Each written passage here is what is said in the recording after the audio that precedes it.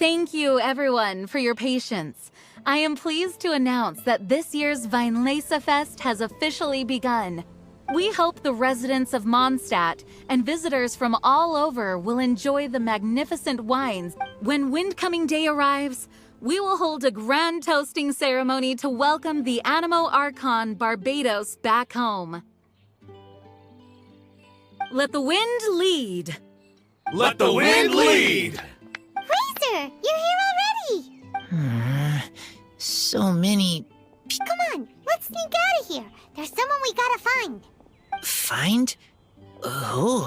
Just some tone-deaf bard.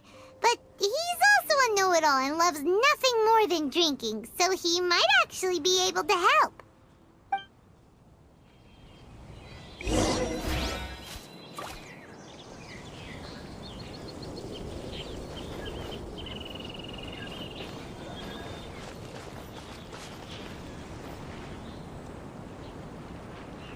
Try the best wine in town. Hey, tone-deaf bard! Traveler, Paimon, how do you do? Spoken like a true poet. But reading between the lines here, if one bottle is tipsy and two is merry, just how many is enchanting exactly? Oh, don't say that. This festival has so much more to offer than just drinking. Anyway, hey Razor, how have you been?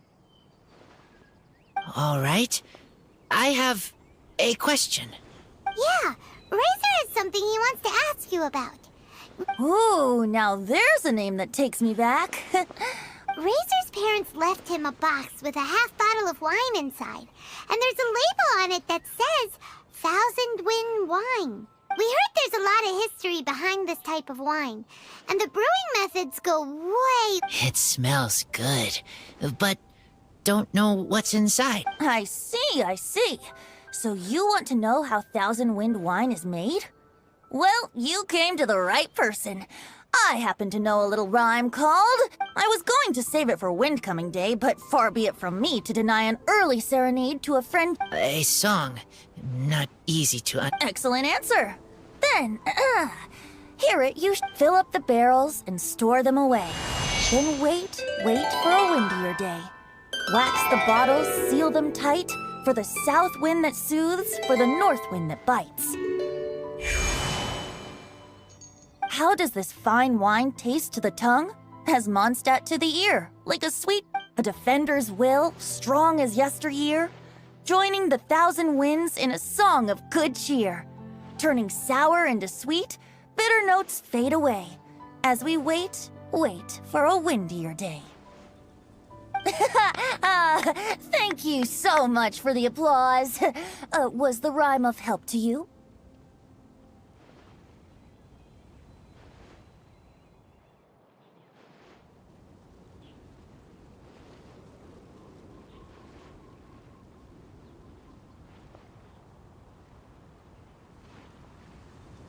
Like wine. A little sweet, but now head spinning. Don't understand.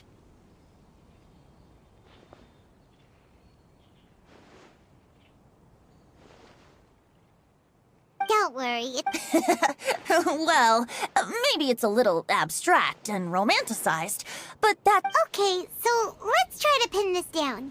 What did the poem say the ingredient? An explorer's courage, a love tender and true, a defender's will, and the thousand winds? Song of good cheer?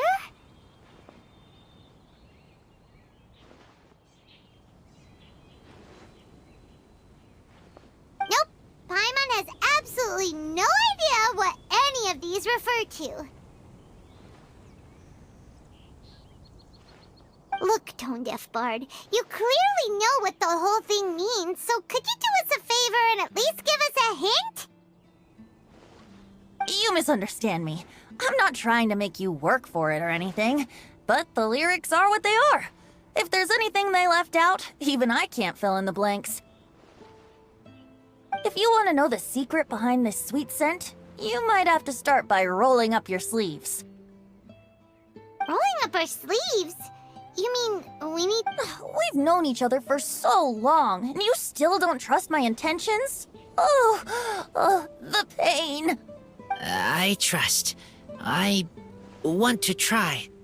I want to make wine and find if I know how to make wine right. I want... Well, if you say so, Razor. Don't worry, really. Freedom is the key here. It's not as hard as you might think. As long as you add ingredients to the mix in a spirit of joy and sincerity... I will then... I need to think alone. That's the spirit. So, how about we meet again? Okay, I will remember. See you then.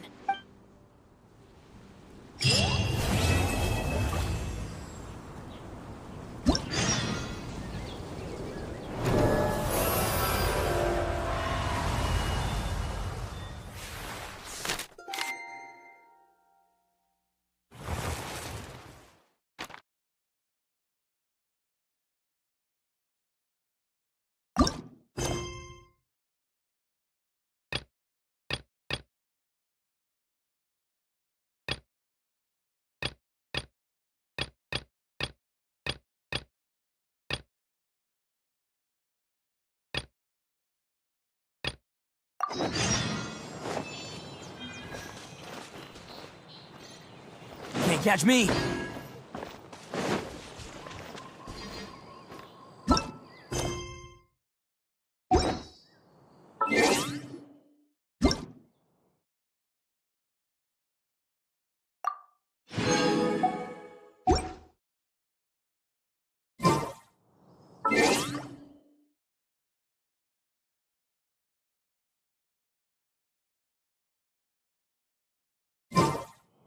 Arataki.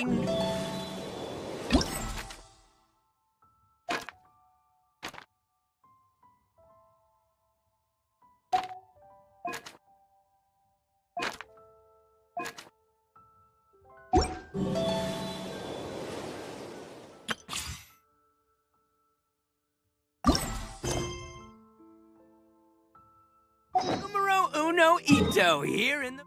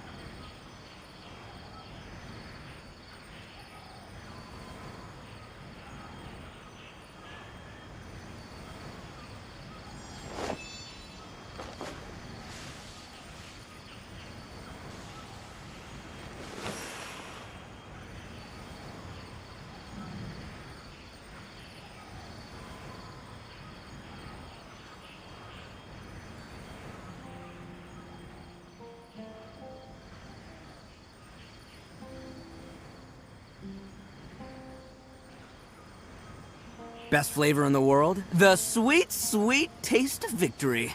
And that's why I've never spent a single more on any of my snacks. I've won them all, fair and square. That's right.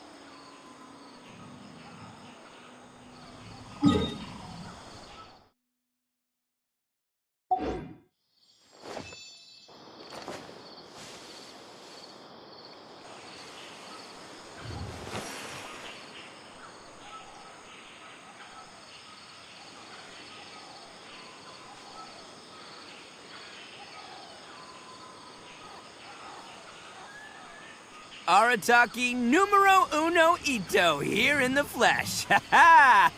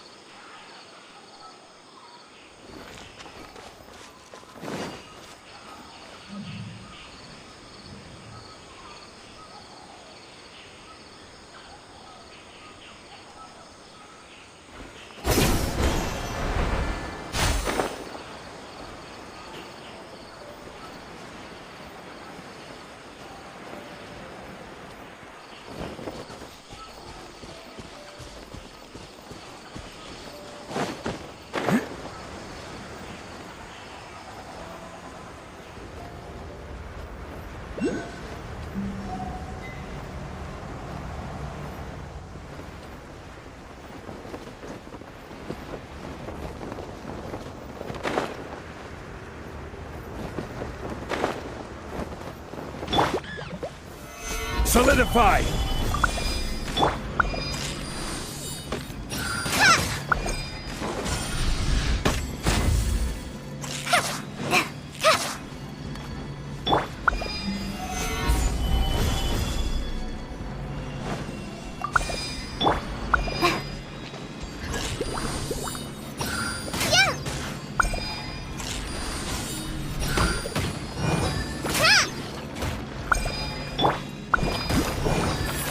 There is no escape! Now you shall perish!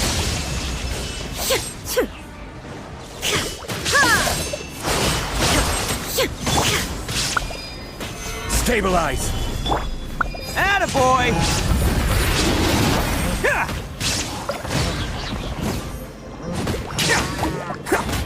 Can't catch me! Drive this off the side! I will have order!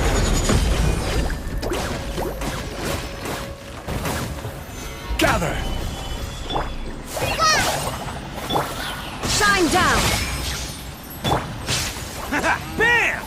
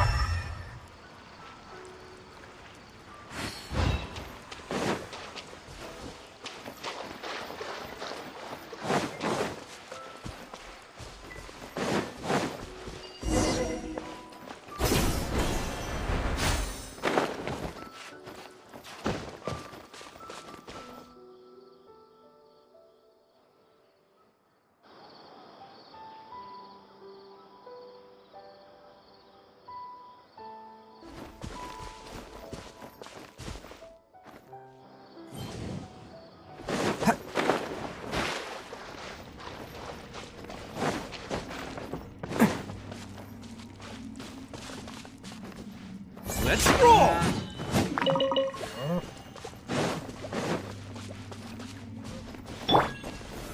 Solidify!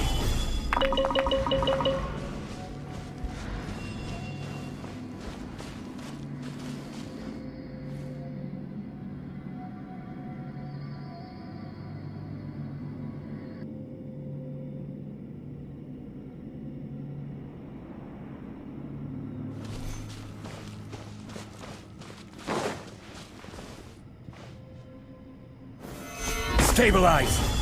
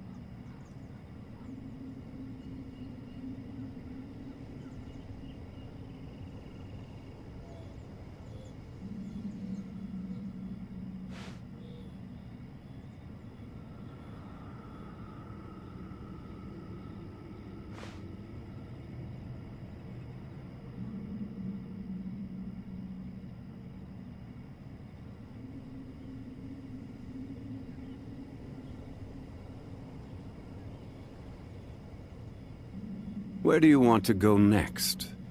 If you'd like to see Liyue's tourist spots, I have a few references.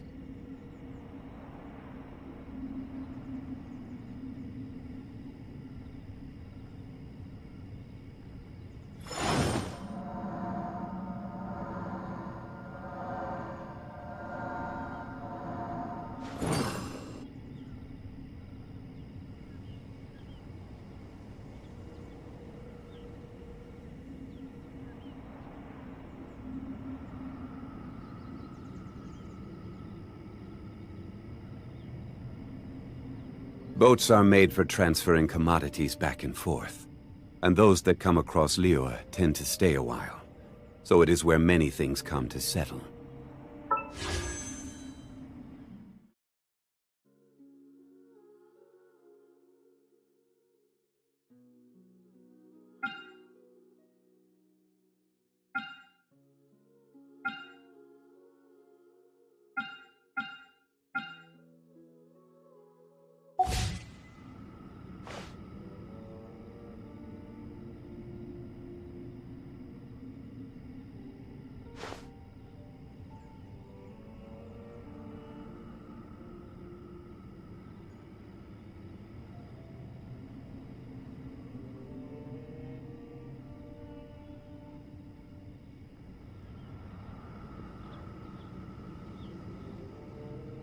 Every journey has its final day.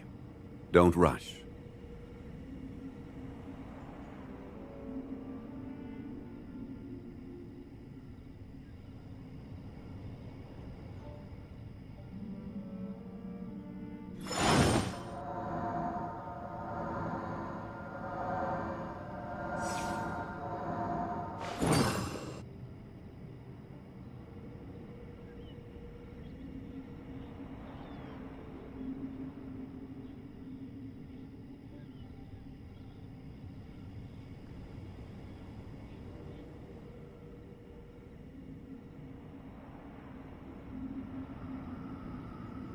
Osmanthus wine tastes the same as I remember.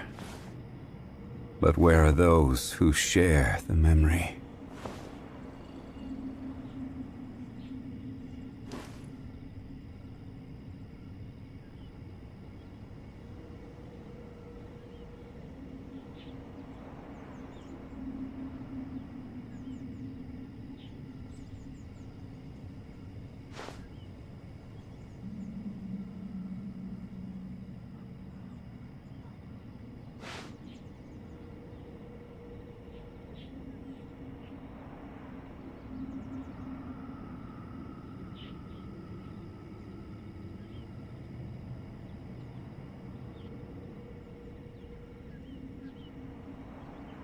Where do you want to go next? If you'd like to see Liyue's tourist spots, I have a few references.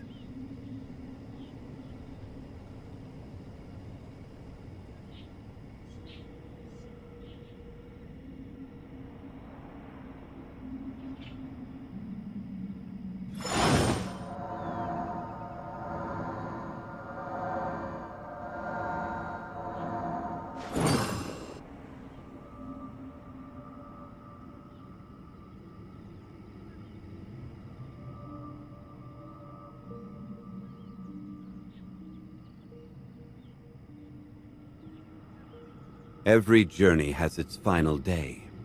Don't rush.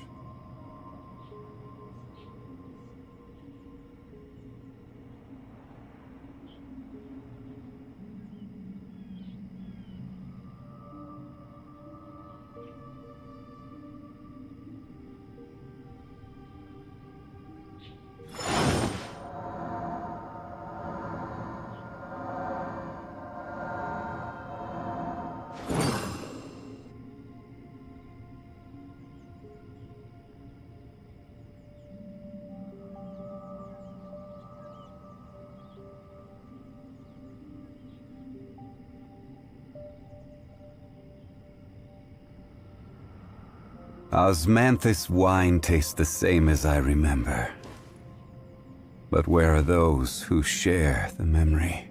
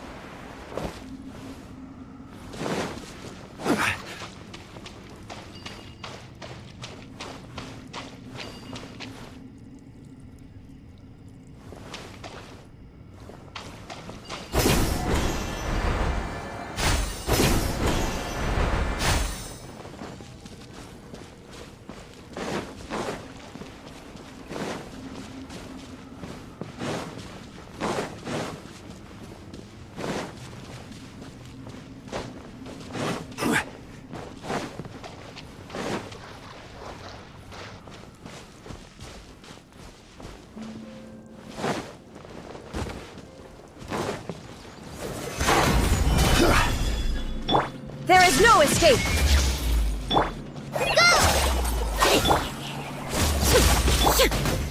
It's showtime! Bam! Ha! Ha!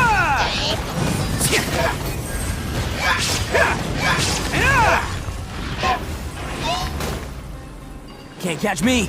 Attaboy! Illusion shattered!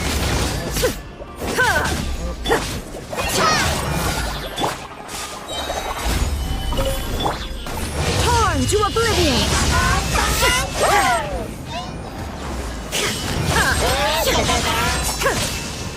Shine down! This is order. Gather!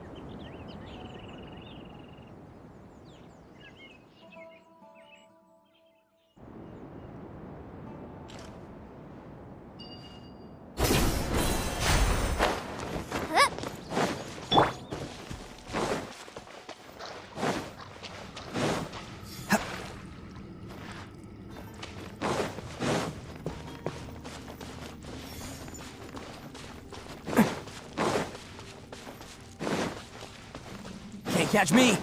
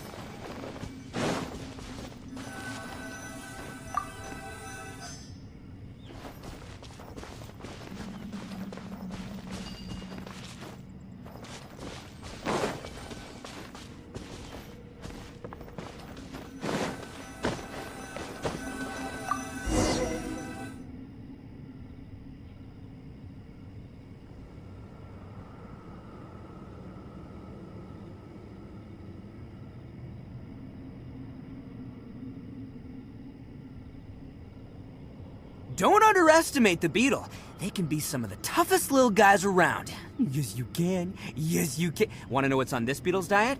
Sweat and tears, that's what. That's how it gets stronger. I think we can all learn something from that.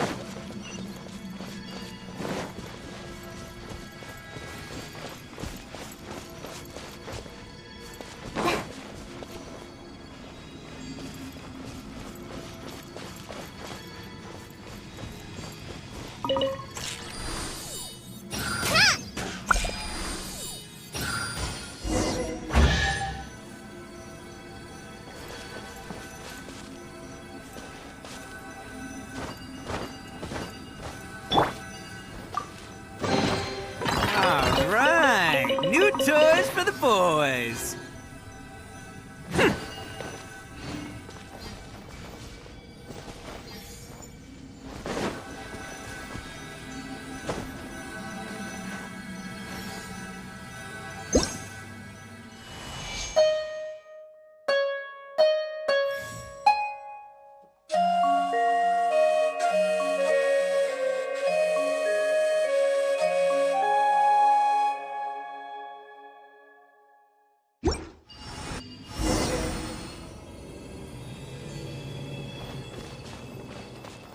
Can't catch me.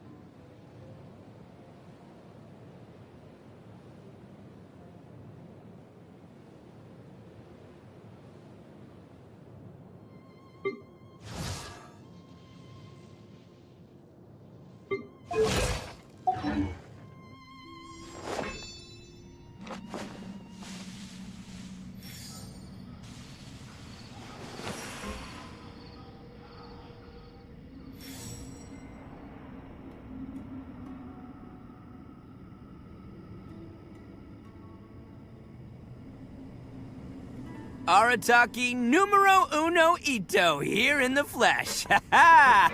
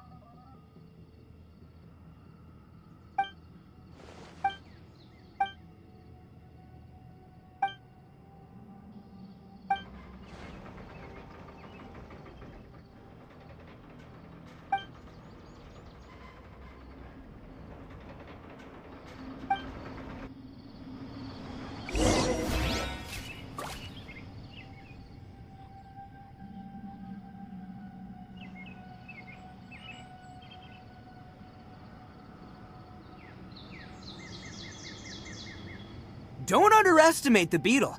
They can be some of the toughest little guys around. Yes, you can. Yes, you can. Want to know what's on this beetle's diet? Sweat and tears, that's what. That's how it gets stronger. I think we can all learn something from that.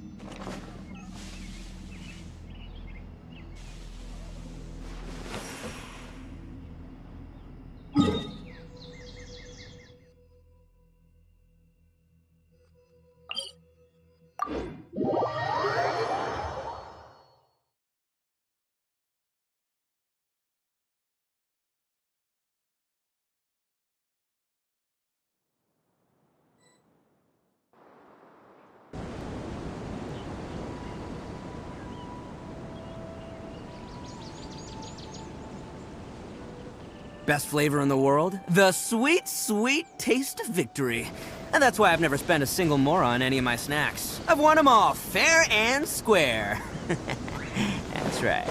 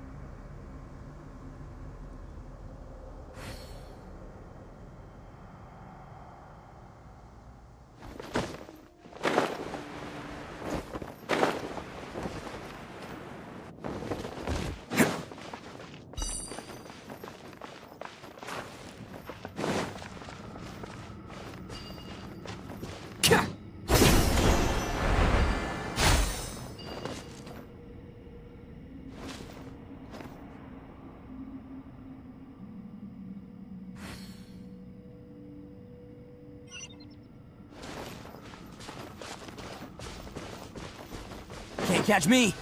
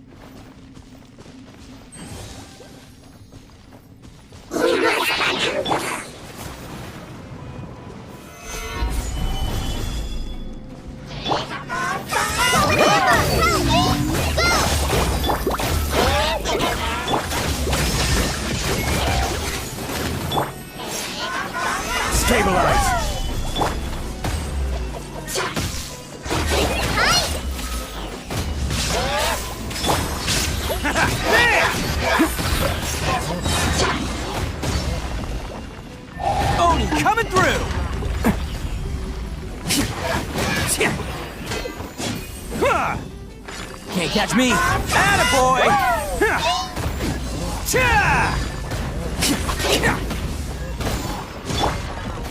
Now you shall perish!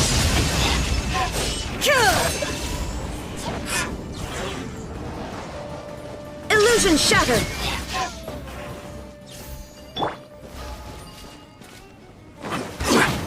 Gather! Order guide you!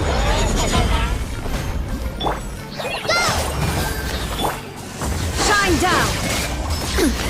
Insolent! Stabilize! Let's roll!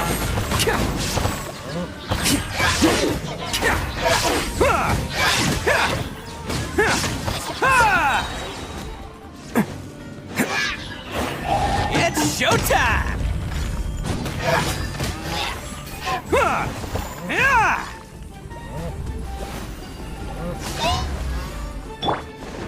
Just like you figured! I will have order!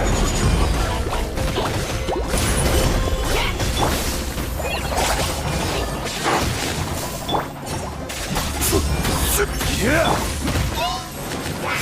Inazuma shines eternal!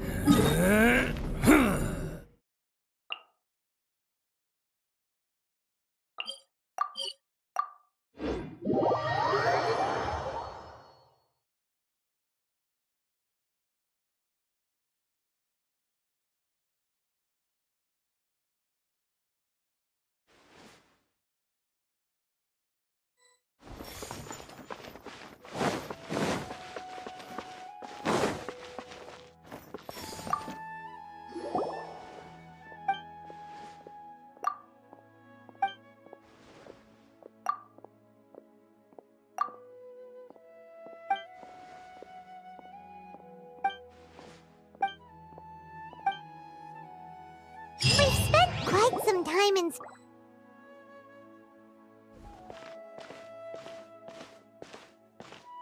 Ad Astra Avisask. We meet again, you two. Hi, Catherine. Do you have any commissions for us today? Commissions, huh? Let me think. Oh, how about this? Please attend the Academia's Academic Symposium this afternoon and recite a love poem on stage. Wait, say what now? And if possible, please also use your camera to capture the reaction of the audience upon finishing the poem. Huh? What kind of commission is that? I see. It appears that you're not interested in this commission. In that case, please go to Port Ormos and convince the Eremites there to spend some time volunteering at the local orphanage. Hey, that's not any better. I'm sure the mercenaries will have some interesting reactions as well. Paimon's gotta ask. Just who exactly has been submitting these commissions to the adventurers? Oh, the commissioner? Well, actually, I just wanted to see the two of you in action. Was it so obvious? I was hoping you would actually take one of those commissions. That kind of chance to observe humans doesn't come by often. Ah, so it's Nahida. Paimon just knew Catherine wouldn't crack those kinds of jokes. When did you get into her head? From when she said, Ad Astra Abisask. So it's been you this whole time? Are you done resting up, Nahida? Yes. I've been sleeping ever since we parted ways, and I even had a really long dream. It was another dream about the Sub-Zero's festival, except it was a happy one. In my dream, I was sitting in the middle of a flower terrace, and everyone in Sumeru City was holding hands as they danced in circles around me. They danced round and round, and everyone looked really happy. I also got to sit on a gigantic flower carriage. Ferris, the Knight of Flowers, raised me really high above the ground, and I was throwing an endless amount of Yalda candies at the children. You know, Nahida, maybe your dream is how the Sub-Zero's festival really should be. It's meant to be a joyous time where everyone gets together to celebrate your birthday. Huh?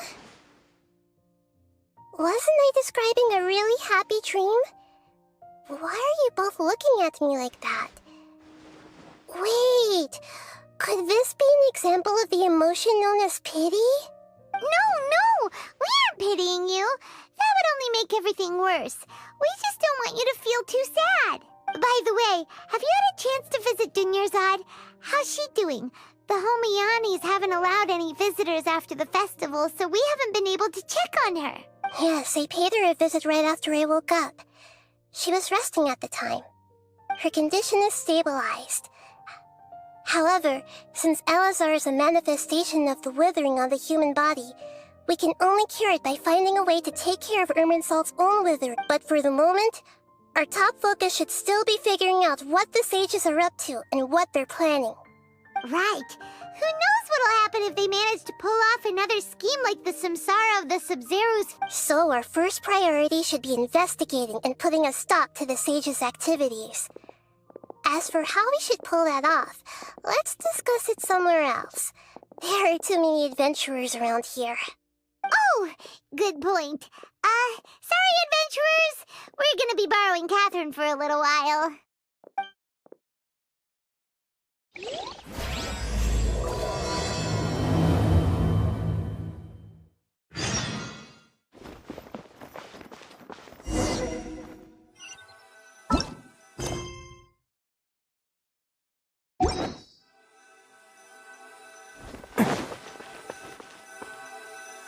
Let's continue our chat here. Okay, so do you have any ideas on how we can investigate the sages, Nahida? Actually, I've already done a little bit of work on that. But for now, I want to hear your thoughts.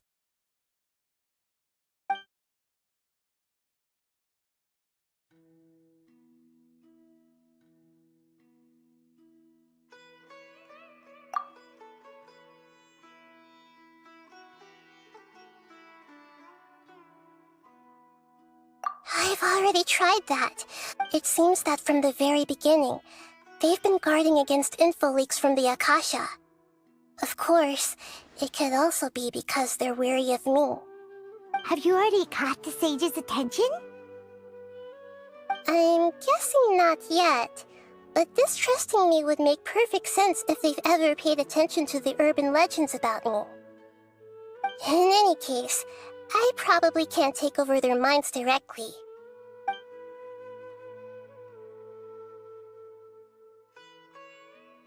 No way, that's too risky.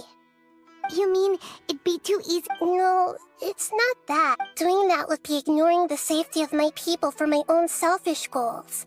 How is that any different from what the sages are doing? That's a good point. Spoken like the god of Sumeru. We're in the dark as of now. Since we still don't know anything about their goals, any rash move could tip them off and lead to terrible consequences. After all, every person in Sumeru City is one of their hostages. Are we really out of ideas? Nahida, you're super smart, so you already have something in mind, right? Don't keep us in suspense. Spill the beans! According to a popular theory from the Vahumana Darshan of the Academia, rejecting impractical motions at the beginning of a planning session will give more weight to the actual proposal. Okay, but aren't you the god of wisdom? You don't have to use that kind of gimmick to make us take your ideas seriously. Well, I've been thinking that if I can't directly possess the leaders, and if I can't get ordinary people involved, then I should find someone who's already involved, but hasn't decided to side with the sages. You're saying we should recruit a spy? That does sound like it could work. Oh, before coming back, we met someone named Alhaitham. He seems like he acts alone, and he likes doing stuff behind the Academia's back. They probably aren't in cahoots. Actually, I already have someone in mind. Do you still remember that female scholar named Setaria? Setaria. Paimon remembers now. Isn't she the one who's... Oh, we ran into her basically every time the Sub-Zero's festival repeated itself. You could even say Paimon still remembers the smug and mean way she always spoke to Nilu. I've always liked observing all kinds of people, and Setaria has always stood out from the crowd. She was born in the desert. Oh, Paimon didn't know she was from the desert. She must be pretty special then. Paimon feels like most of the desert dwellers around the city. The name Setaria means star. When she lived in the desert, she shone like the brightest star in the night sky. Later on, she was chosen by the sun. The star was given a place in the daytime sky to complement the sun's dazzling light. Soon after, the star witnessed the sun scorching the earth, which brought forth many disasters. The star began to waver. Instead of staying beside such a sun, wouldn't it be better to return and light up part of the night sky? But in the end, she couldn't give up the radiance of daytime. To cope with her shame, the star buried her guilt and closed her eyes. From the sound of it, Setaria's just hung up on the research opportunities here. But she doesn't really support the academia. She still feels guilty about not doing more for the desert, right? She's just running away from her problem. Indeed. When they are presented with complex moral issues, many people will simply plug their ears and go with the flow until the problem can't be fixed anymore. She's suppressing a lot of guilt, but before she realized it, she had already become the sage's accomplice. Right. We must somehow make her face her problems again. That way, not only can we get useful intel from her, but she can also use it as an opportunity to redeem herself. From my past observations, Setaria will take a day off from the academia every 10 days to do some shopping in the city. Tomorrow afternoon just happens to be a shopping day for her. To prepare.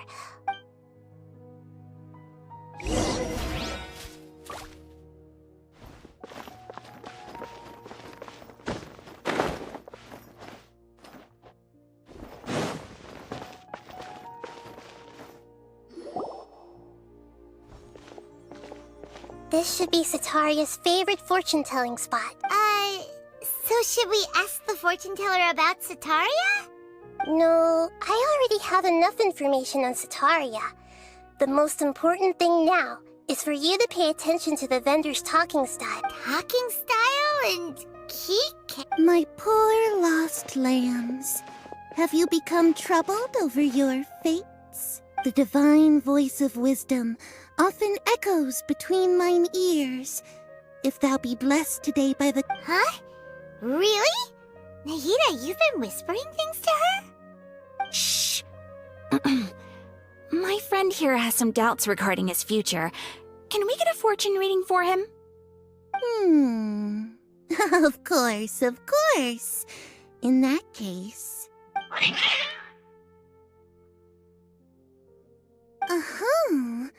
It would seem that Harut and Marut are quite wary of you. Perhaps, at some time in the past, you have somehow offended the gods. Only mocking the god of Animo, questioning the lord of Geo's financial savviness, and brawling with the god of Electro. Do those count?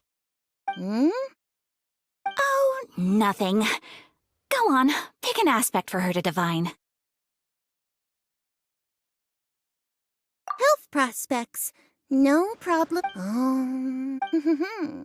The gods have spoken. The truth shall be revealed.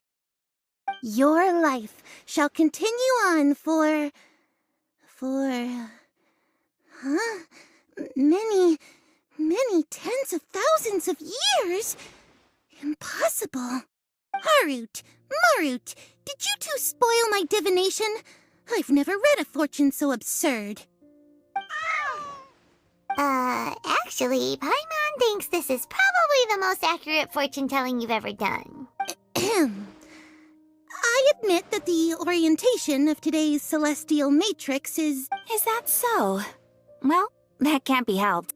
If you were to bring some food offerings for Harut and Marut on your next visit, perhaps they could help you reverse the wheels of fate.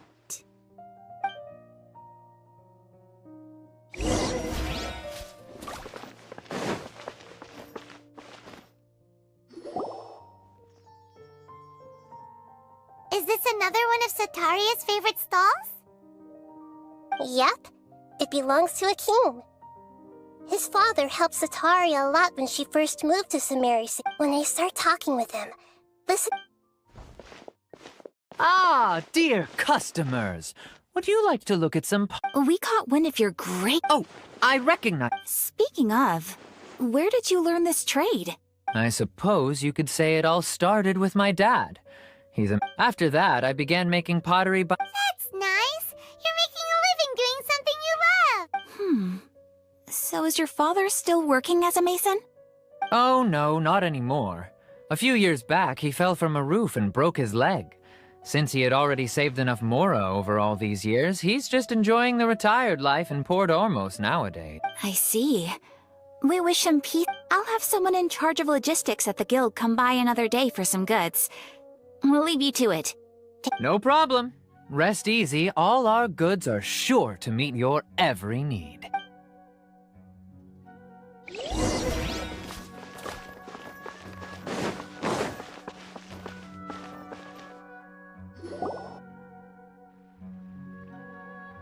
This should be our final stop. Sataria's always thinking... Nahida, you've really thought of everything. It's my duty to protect Samaris citizens, after all. Hi there. I feel like I've seen you down by the docks before. Huh? Sorry, I don't... If I recall, you were having a discussion with someone about ship... After all, I grew up with... But... What an admirable spirit for learning. Sure, but you'll find hardworking people wherever you go. So this restaurant has a basement as well? Huh, that's right. It's not usually open to patrons. Most of the time, employees use it for breaks or to hold private events. I see. Yes, that makes sense. Well, good luck with your studies, Miss Chishan. Thank you so much. As long as I can make it into the academia as an official student, I'll be happy.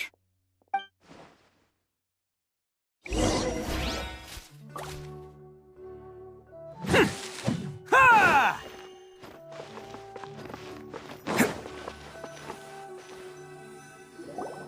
So, was that everybody? Mm-hmm. 3 familiar faces should be enough for Sataria. What's the point of all the information we've collected?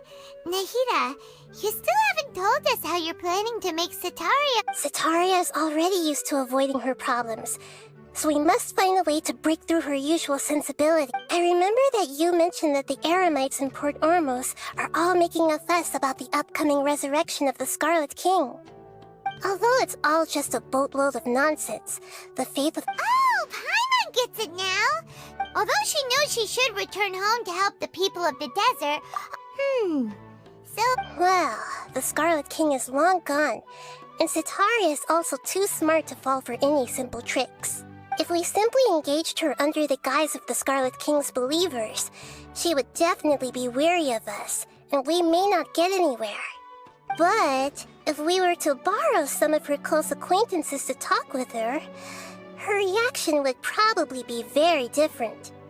So, you mean you're going to possess those people we just talked to? Yep. Possess them through the Akasha. Imply that they've already converted to the faith of the Scarlet King. And then convey our made-up will of the Scarlet King. As long as everything goes smoothly, we'll get through to Sataria for sure. She'll never guess that we had anything to do with it. So that's how you're going to use all the info we collected on these people. It's so that you won't slip up and break form. Possessing them will only work if you can manage to pass off as them. Exactly. So, best of luck with impersonating them. Huh? That's no problem at all. I'll just share all their senses with you once I've possessed them. As long as you're also wearing an Akasha terminal, the effect will basically be as if you've possessed them yourself. Huh. That is pretty convenient. But why does he have to do this? Can't you do it yourself? Although I've been observing humans for a while, I've never been good at imitating them. You're not wrong. It's always been painfully obvious whenever you try to pass as Catherine. If it was at all possible, I would have preferred to leave these people alone. Yeah, don't beat yourself up over it. We're only doing this to help All right, then let's...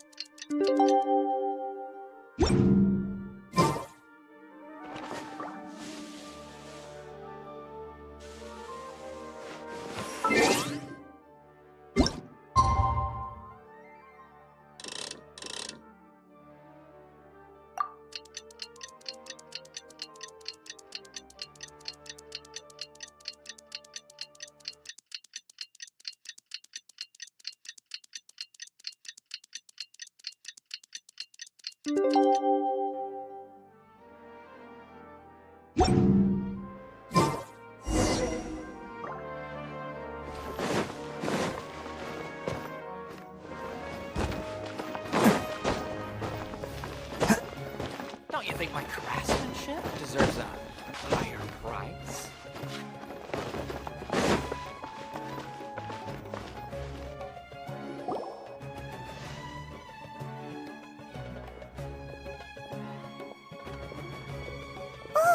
Here she comes. Sataria's here. Let's quietly follow her.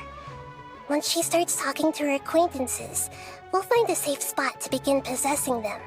As for how we'll sway her to our side, I'll leave that to you. I trust you'll know what to say. Paimon's... Looks like they've already started talking.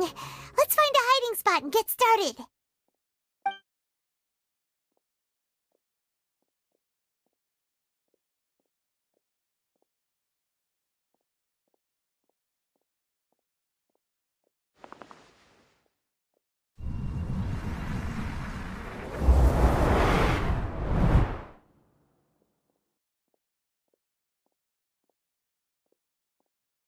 That's right. You really can't force anything when it comes to love. And besides, everyone around me has a very different background and outlook. Are you still listening to me, Nabia? Oh, of course I'm listening. You were talking about troubles with your love life, right? I heard everything you said. Okay then. You just seemed a little distracted for a moment there.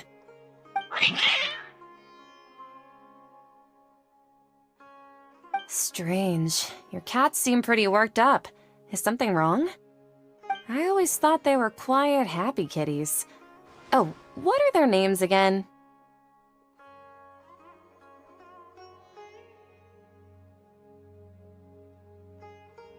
Ah, that's right. They are just little darlings, aren't they? Harut and Marut. So, which fortune do you want me to read for you today? You must have come for another echo of the divine voice of wisdom. I'd like to get another reading on my love prospects, but to be perfectly honest with you, I feel like I've been a real mess recently. A mess? Well, could you do a reading on how long it'll take me to finish my current project at work? I really just want to get it over with. I hear you. No problem at all. The gods will reveal the truth.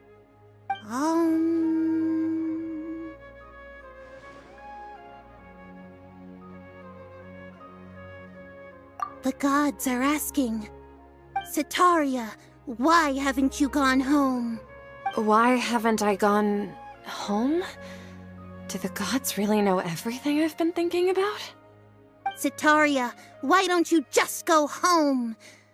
It's a demand now instead of a question. The gods seem to be truly upset.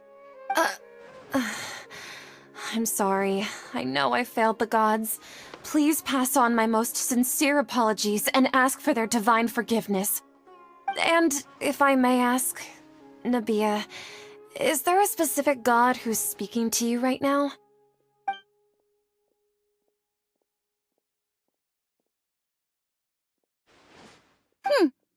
What an inconsiderate and naive question. The god who is speaking to me is, of course, the wisest and mightiest of all, the Scarlet King. The Scarlet King? No wonder he would make such a demand of me. Oh, wait a second. The Scarlet King passed away a long time ago. Even though news of the Scarlet King's resurrection has been spreading like wildfire, it's all just a misinformation campaign from the academia. How can the Scarlet King still exist in real life? What insolence! I am the Scarlet King's most loyal believer. Do you wish to refute his voice of wisdom?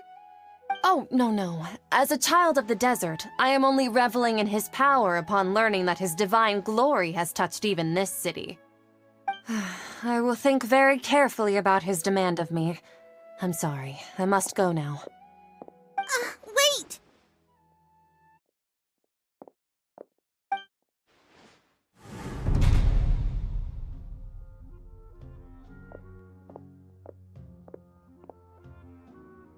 Oh, she just ran off in a hurry.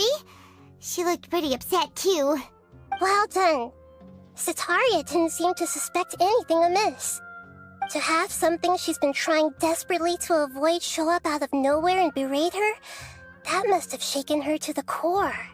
Aw, Nahida, it seems like you understand human emotions really well after all. All I know are some abstract Harava-taught theories. And in any case, my time with you has shown a lot of them to be utterly useless. I'm still trying to make sense of everything. Anyway, enough of that. Let's hurry and catch up to Setaria.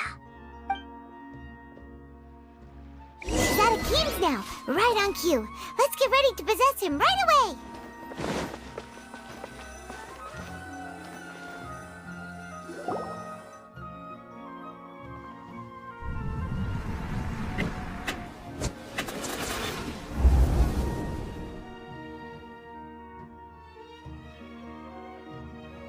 It's okay. I just got caught up in something.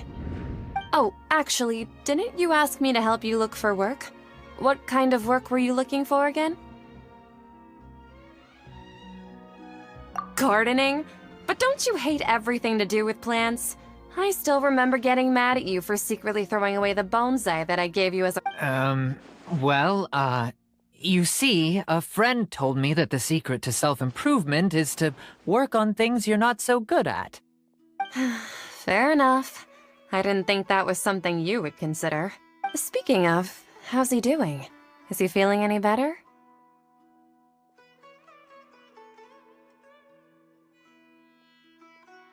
Oh, that's good to hear. I have been thinking a lot about him. If I could get some more time off, I'd love to pay him a visit. Actually, while we're talking about him, is he still living in Port Ormos? Yeah, he's been retired there for a while. If you could find the time, please write him a letter. Please pass on that recently, faith in the Scarlet King has taken root in Port Ormos and has begun to spread across Sumeru. He has a quick temper and has always been a devout follower of the Dendro Archon. I don't want him to get into a fight with those Scarlet King believers because of a difference in beliefs. Oh? So, who are you siding with in all of this? The Academia or the Scarlet King? I'm so jealous of you. You were born a child of the desert, yet you chose to betray the Scarlet King, and now you spend all your time with those crooks from the Academia. Akeem, you don't mean you've also become a believer of the Scarlet King? What's so strange about becoming a believer of the wise Scarlet King? In fact, aren't you the strange one? The one who still can't pick a side? Can't pick a side? Me? Whoa! Paimon had no idea you'd be so good at this! You really zeroed in on the issue and put it right in front of her. It might feel a bit overwhelming for Sataria, but once everything is over, I'll be sure to pay her a visit to her mind and explain everything. Anyway, let's keep going.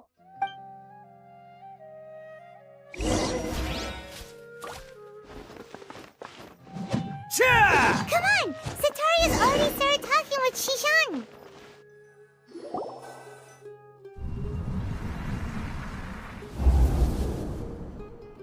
So, Shishan, have you noticed anything weird in the city lately? Like, as if someone was trying to preach to you about something?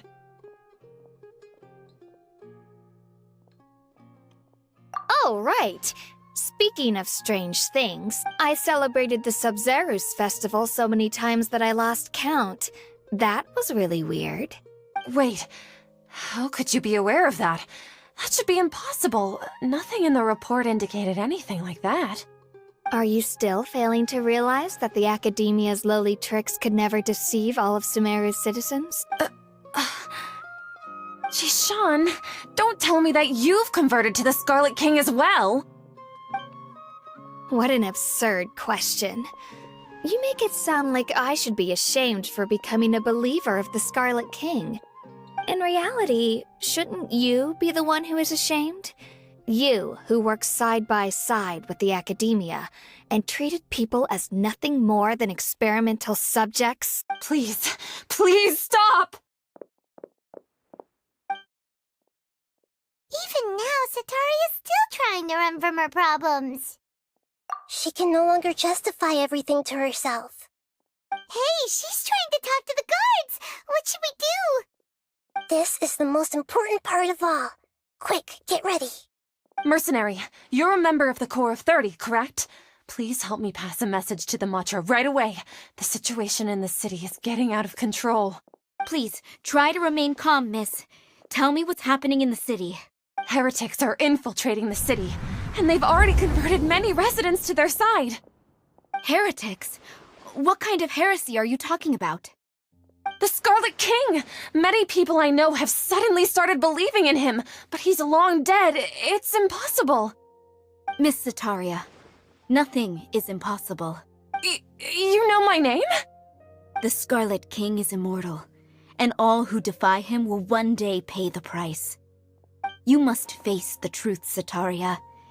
You tread a treacherous path, and the longer you ignore it, the tighter the Academia's grasp on you will become, and the deeper you will be ensnared.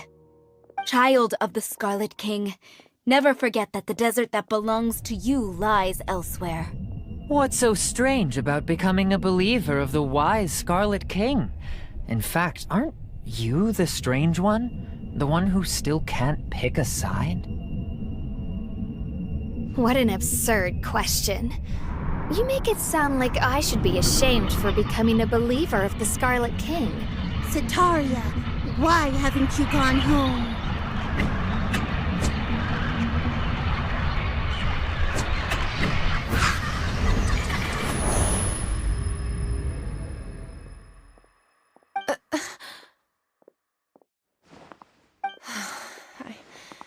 It seems that no matter where I run, I only keep finding more believers of the Scarlet King. I have to say, this is a familiar feeling. I've also been running from my guilt this whole time. Guilt over my part in the Sage's plans, and from ignoring the letters from the children. But no matter how much I may try to ignore or get rid of— You won't necessarily lose your research opportunities by facing the truth. Besides, did you really want to conduct your research while carrying such heavy feelings of guilt? How do you know me so well? Are you truly just a believer of the Scarlet King? Or are you the god himself? That's not important. The important thing is to pass judgment on the Academia and its sages, and to correct their mistakes. If you could provide some— I've actually never believed in the gods, but I've always believed in serendipity. Please tell me, what can I do for you? How much do you know about the sage's current activities? I was just one of the designers for the masked dream harvest scheme, which is what happened around the Sub-Zero's festival. But I know very little about the full scope of the overall project. I'd assume that only staff with the highest clearance would have access to those confidential documents. I've just been working to meet the Grand Sage's specified requirements. However, there's something that's been really bothering me. I heard that a scholar who was previously expelled has returned to the city, and even the sages are still quite wary of him. To fight against the Academia, we will need to figure out the nature and the purpose of their work. Is there a— It should be possible if we're willing to take some risks. After all, I'm an assistant to the Grand Sage, and I've been working— One thing, though, I won't be able to transfer the documents to you through the Akasha once I get my— let me see— let's use the most primitive method. Send someone to pick up the documents tomorrow evening at the Academia entrance. The Academia entrance?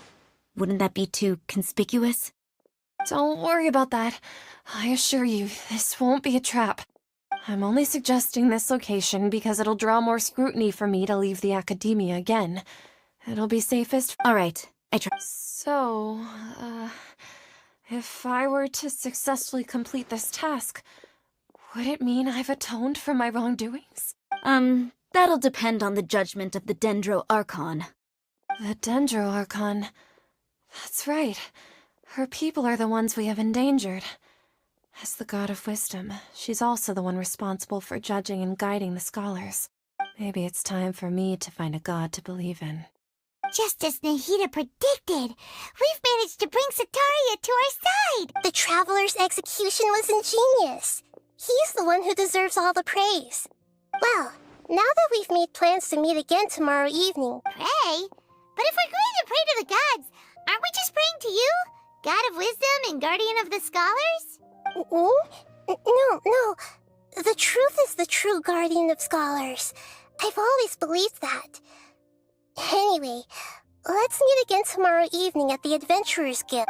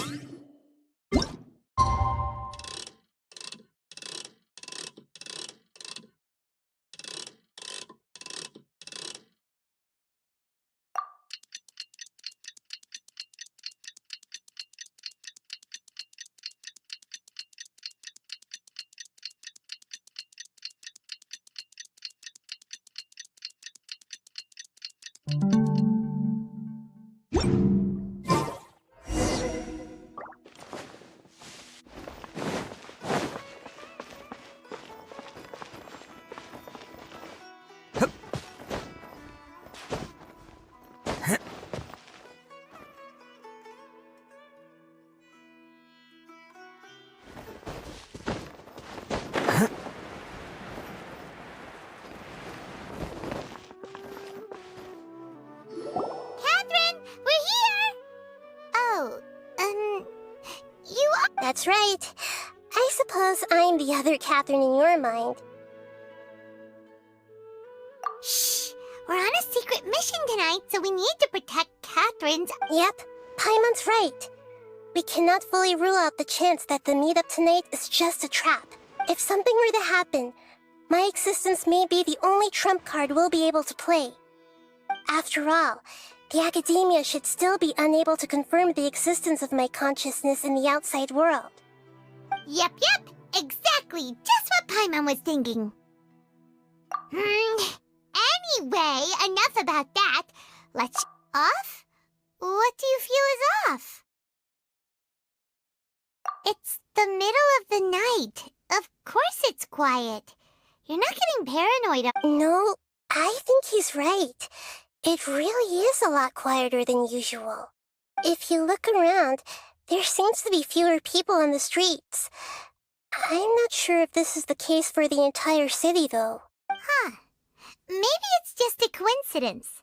Maybe Sataria figured out a way to not only distract the guards, but also to get everyone to go to sleep early, just so we can exchange the documents in peace. I also can't quite figure out why things feel a little off. Well, regardless...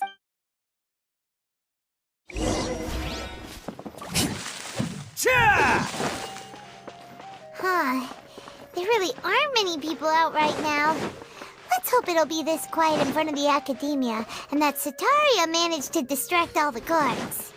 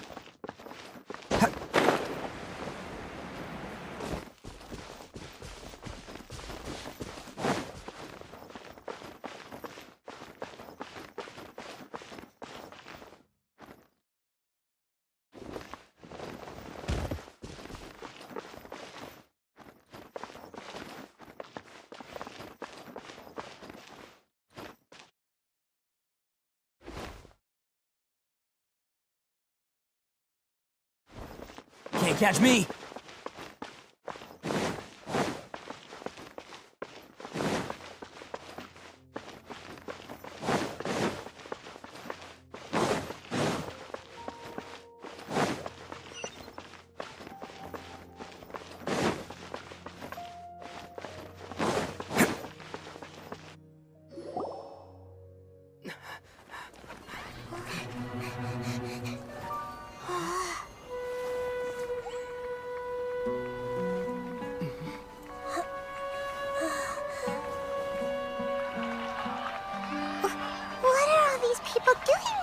this hour of the night. Ah, the triumphant hero returns at last. And to a rather spectacular welcome, even if I do say so myself. You're the outcast, expelled from the academia. Indeed I am. Although these days they tend to call me the Doctor.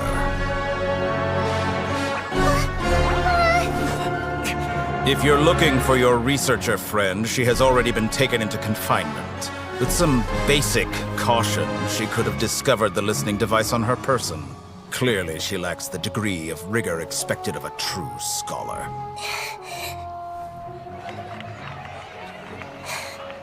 The people of Sumeru City. What have you done to them? I simply made some minor adjustments to their Akasha terminals. Now they can deposit information directly into the subconscious. As you can see, all these lovely people now believe this traveler is a hero who has just saved the world. My experiment is a success. And now it seems they can no longer hold back their sheer adoration. Oh no, what should we do? These are all just regular people. Leave now. You need to get out of here. But that guy's a Fatui Harbinger. We can't just leave you here. Nor can I abandon the people of Sumeru.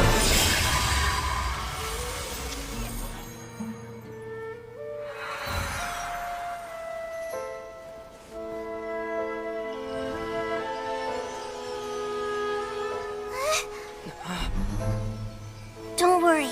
We'll meet again outside of the city.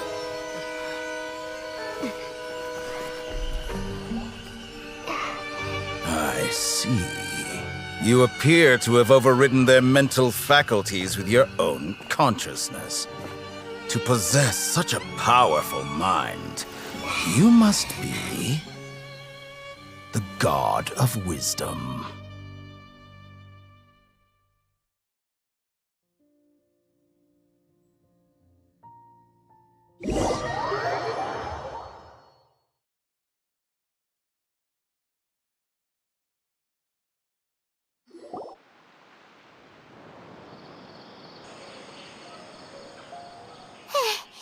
This should be far enough.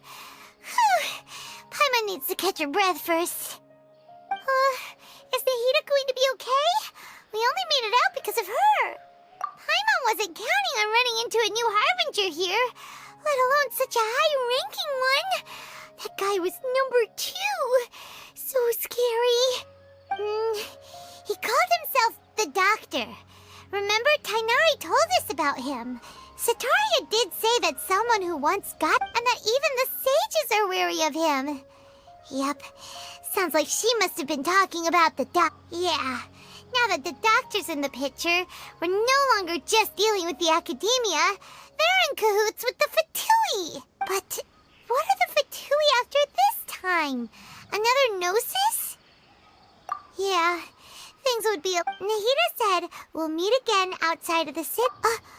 You mean... Oh, right! Wasn't he invited by the sages to work on some project when we were staying with him in the Vidia forest? Even though he turned it down at the time, he might still know something. There's no time to lose. Let's go to Gandharva.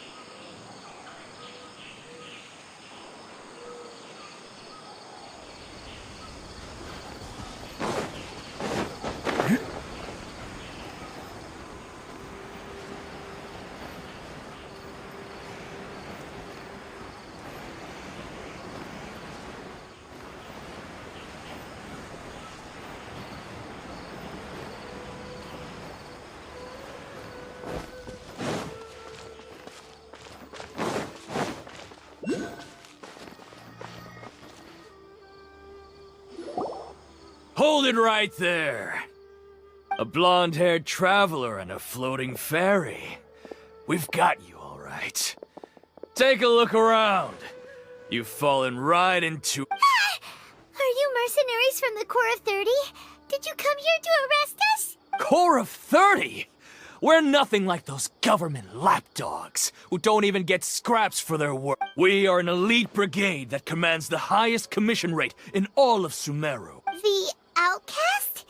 An outcast from the academy? But why wouldn't the doctor just send the Fatui after us? Still wasting time on idle chit-chat. You're up, traveler! Following New orders. punch. This is order.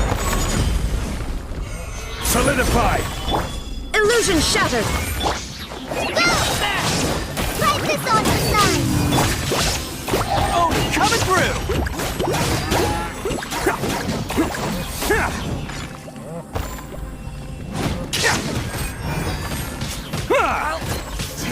That's Let's roll! I will have order. Torn to oblivion.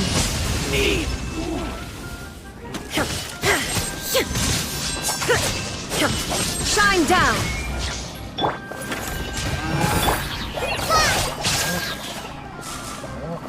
Where do you think you're going? It isn't over yet! Here comes reinforcements!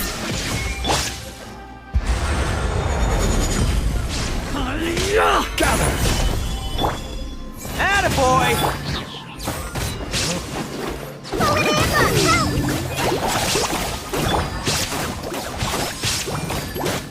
Who wants some of this? Bam!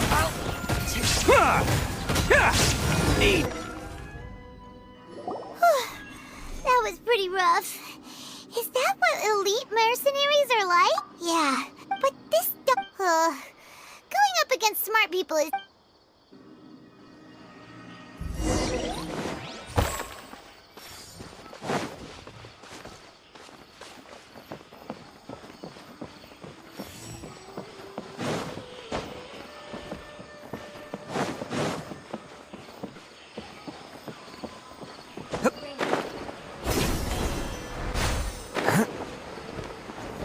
Can't catch me.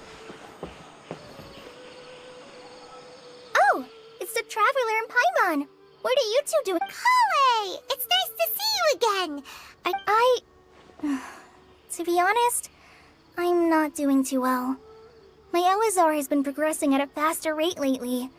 As a result, Master Tighnari is taking me off the patrol schedule.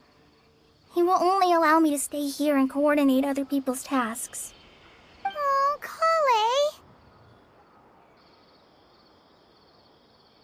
Speaking of Tighnari, did he go off on patrol? We're here to talk to him!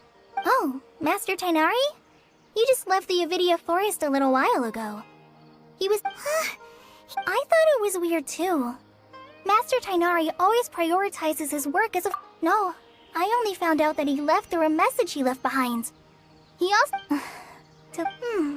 Master Tighnari originally studied in the Amorta Darshan of the Academia, and Pardis Di is something like the Amorta's research base.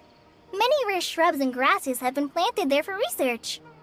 I know that before he became a forest watcher, Master Tighnari once spent a long time conducting research at Pardis Di. A research base, huh? Gotta wonder what kind of research Tighnari just decided to work on all of a sudden.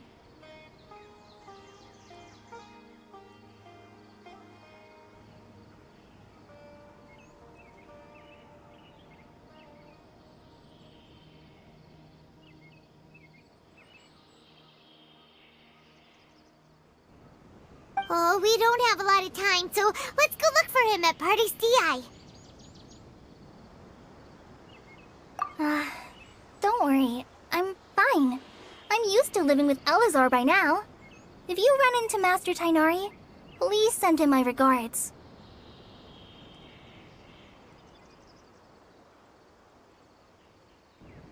Got it.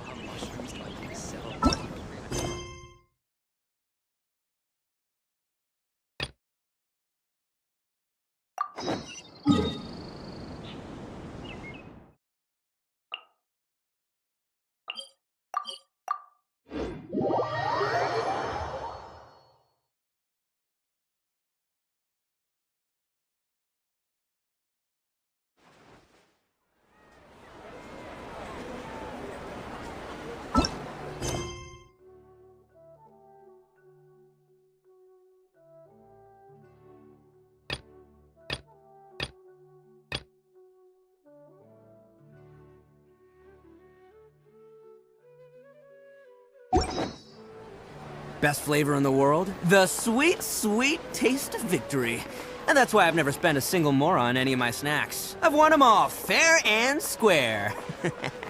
That's right.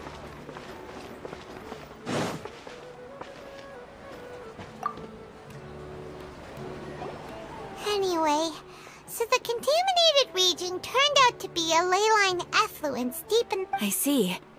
Thank you for your hard work.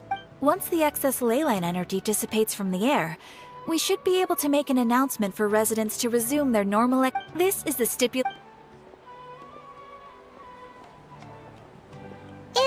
Karkata going to be sent back to the academia? It's already damaged, but... Paimon... Oh! Then how about we find Tainari tomorrow and ask him not to do that? Paimon really wants to go right now, but Tainari said that we would discuss matters tomorrow. We'll probably make him mad if we go now. Alright then, we'll find Tainari tomorrow and tell him not to disassemble.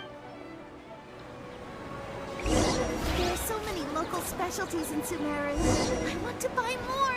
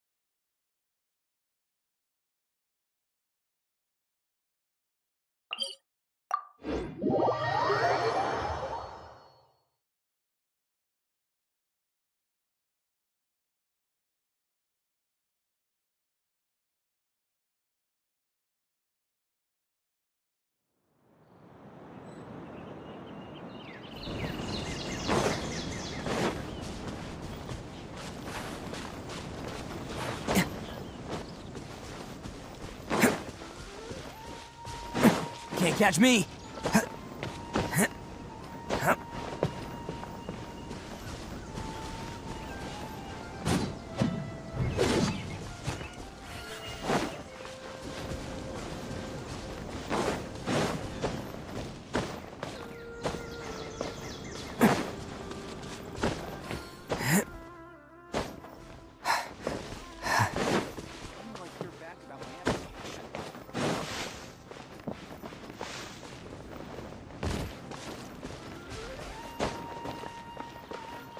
Scholars' lives seem to be pretty relaxed. Rather than asking all these questions, why don't you do your own research first?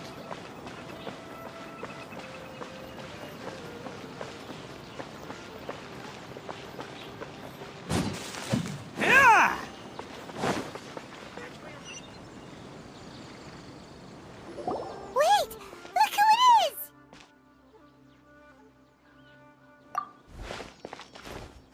Thank goodness you're okay. We were so worried about you. Hey! This was supposed to be a touching reunion, but you're ruining the moment! Actually, it's very smart of the traveler to be wary of me right now. After all, the doctor has shown that his technology can apparently even control human minds. Plus, it's not like you could have known what happened after we split up and I was facing the doctor by myself. Even a pool of stagnant water after a torrential storm can occasionally pass as a patch of sky. Paimon feels like only the real Nahida could come up with such an obscure analogy. Huh? But I wasn't trying to win your trust or anything. All I wanted was to clarify my point. Well, we understand that point now. Please, Nahida, tell us more about what happened. Are those poor people all right? When you left, I was still in the middle of restoring everyone's minds. Thankfully, when the doctor mentioned depositing information into the subconscious, he didn't mean engraving information into their minds. Instead, he did something closer to creating hallucinations. That was still within my power to fix. Luckily, I managed to finish my restorations and mind jump away from him just as he was about to capture me. What a relief. The doctor sure pulled out some hidden cards, but good thing we had Nahida with us. I wouldn't be relieved just yet. I gave away my true identity when I restored everyone's minds, which means we've lost another one of our trump cards. Also, the doctor is already an expert at modifying Akasha terminals. Maybe it's only a matter of time until he captures my consciousness inside the Akasha. Would that mean you'd no longer be able to jump between minds? Then how do we stop him? He's still at the Academia, so it's possible he already started messing with the Akasha.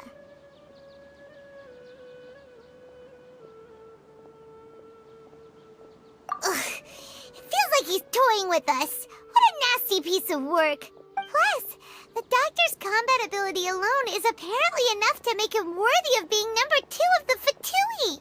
We shouldn't give up hope just yet. Let's try to find another way. Actually, Nahida, how did you know we were trying to get to Party's DI? Have you been waiting for us? Yes, I have. I can see the traveler's elemental energy, so I deduced your destination by looking at the direction you were moving in. You didn't... We're looking for a scholar we know. His name is Tainari, and the sages once... Okay, let's just hope we won't...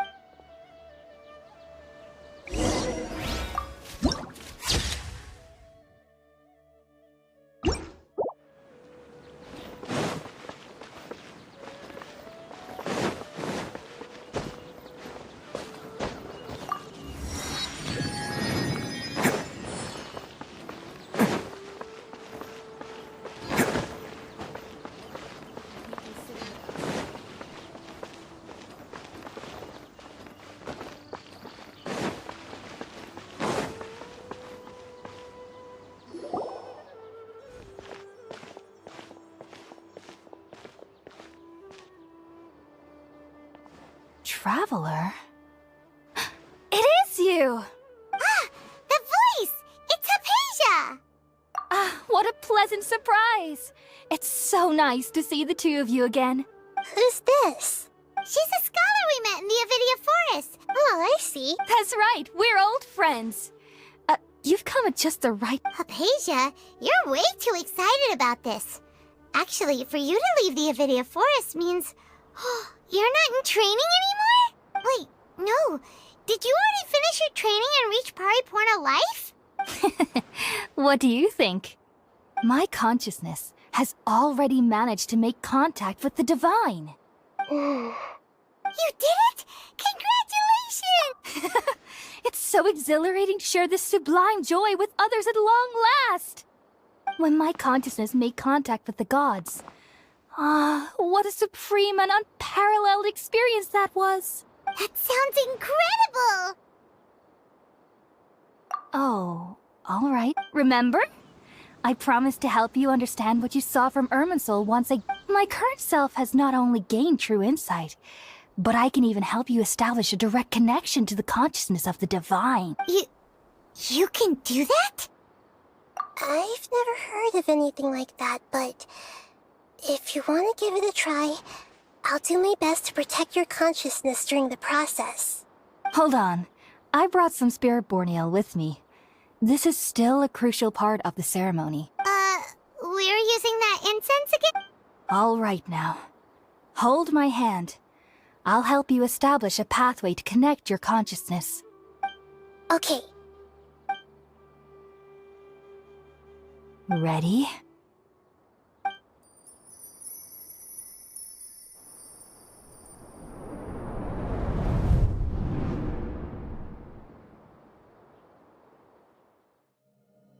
It took 3 betrayals for me to finally understand. The world is just an elaborate tapestry of lies. My fury will never be quelled. The first to betray me was a god. My creator. My mother. Valuing strength above all, she saw no worth in me and I was discarded. The second was a human. My family. My friend. Consumed by fear, He saw me as an abomination. The third was one exactly like me. A hope for the future. A fledgling barely out of the nest. Powerless before his mortality, he broke his promise to me. Humans, they can't be trusted. And the gods fill me with pure loathing. So I said good riddance. I denounced the world and laughed in its face. My chest will never again be defiled by worldly filth. I will scrub away every last trace of human emotion. Then it will be empty, a blank slate, and ready to receive a supreme gnosis, brimming with pure divinity.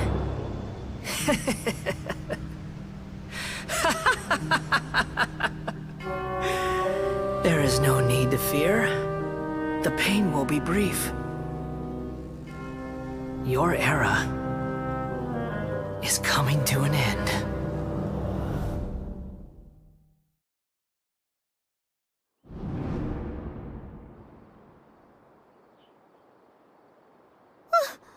What was that?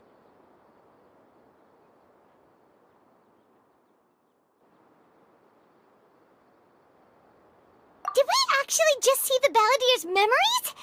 Everything matches what we know about him. But how is he connected to the divine consciousness that Hypatia was talking about? You saw it, right? You felt it, right? Such a majestic god! Such a noble will! Alas, shame. If only that which beats within my chest wasn't a filthy mortal heart. Oh, great and merciful God! Please grant me— Do you understand now? I'm afraid this is no periporno life, but rather... Ah! You! Why are you so mean to me? Why is everyone hiding from me? I found divine wisdom. Shouldn't I receive praise and honor? Haven't I uncovered that light in the darkness? Hypatia? That's how I always thought everything should be. Wait.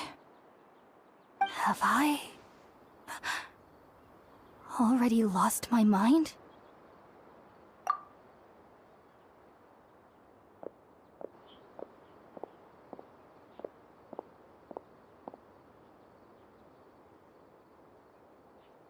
Wait, something isn't right.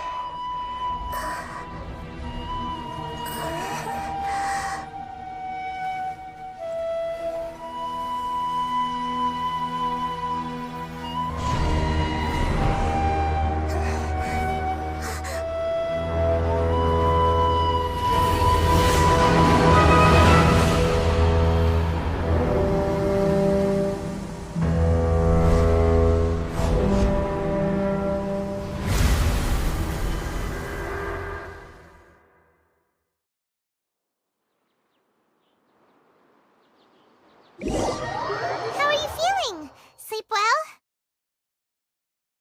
We should go find Tainari.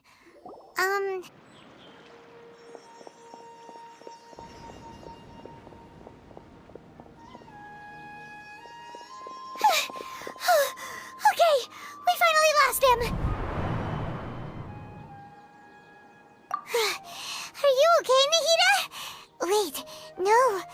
Something feels different. You're back! Oh, the Traveler's back? controlling your body for a while. It seemed like she jumped over to you as an emergency measure right before the Catherine puppet was destroyed. After that, Tighnari heard the commotion and came over. He helped us defeat the mercenaries and then he ran with us all the way here. What? You swapped places? You mean your consciousness also went into Nahida's body? Wait, then where is Nahida's consciousness? Where is she now? I never imagined that an individual's consciousness could be transferred around like this. Had I not seen it with my own eyes, I would have never believed it. I don't think this can be achieved with current human technology. Also, while we were running, the consciousness in your body told me to pass on a message. She said, "The doctor has found a way to trap my consciousness, so I can't journey with you anymore. But even in a moonless night, a shower of starlight can still drown out illusions and lies." Oh no! Nahida's trapped in the sanctuary of Surasthana for good this time. Was that message all she left for us? It's pretty vague.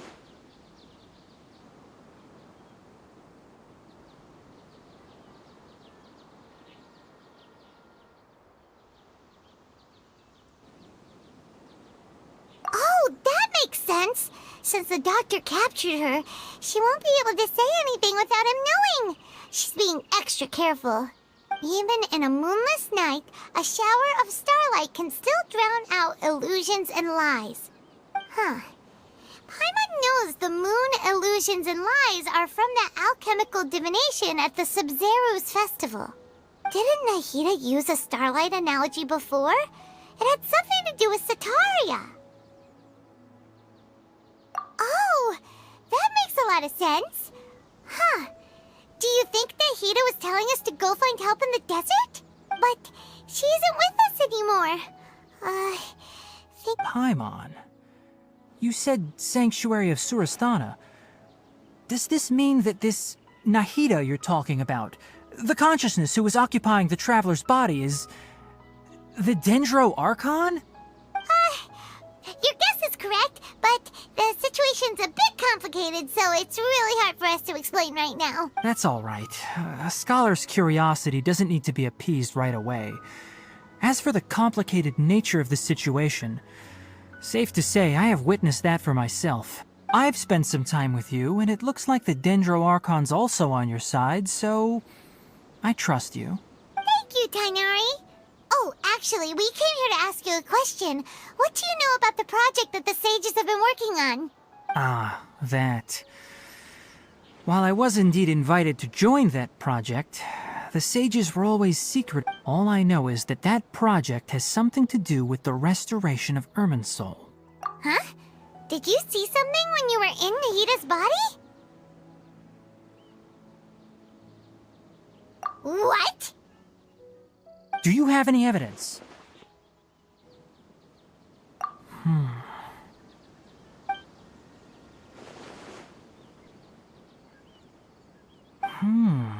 So that's what happened. That explains why Hypatia's symptoms were different from those of the other scholars who went mad. It's because she made contact with the consciousness of a new god who is still in the process of being born. Tighnari, did you leave the Avidia Forest because of Hypatia? I did. I noticed Hypatia's mental anomalies, but since her symptoms were rather atypical, I secretly took her to Pardis Dii and began searching for a way to return her to her normal self. If I didn't take action, now that you mention it, I knew the Academia has never thought particularly highly of Lesser Lord Kusanali, but I still didn't expect them to do something as arrogant as creating a new god. The Doctor and the Balladeer. We have 2 Fatui Harbingers in Sumeru. Sounds like we're in for a bad time. From your description, I don't think they've completed their project. There may still be room for us to intervene, but then... Yeah, it feels like we're still nowhere close to figuring out the sage's goals. Right, we've pretty much gone over everything. I'll stay here for now. I still want to try a few more things to help Hypatia. If you're planning to go into the desert, start by heading for Caravan Rabat. That'll be your fastest route. Come find me here if there's anything else I can do to help. May the spirit of wisdom go with you. Thanks, Tighnari. Hopefully Hypatia will feel better soon. We're off then.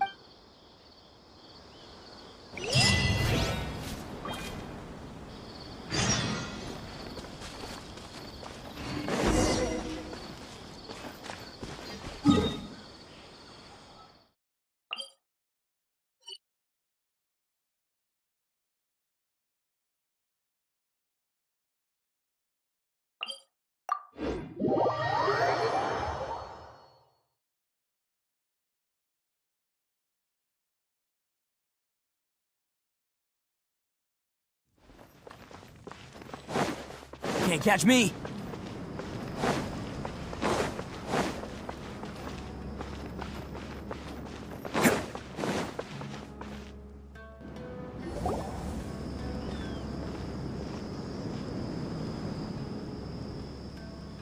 We finally made it to Caravan Reebok.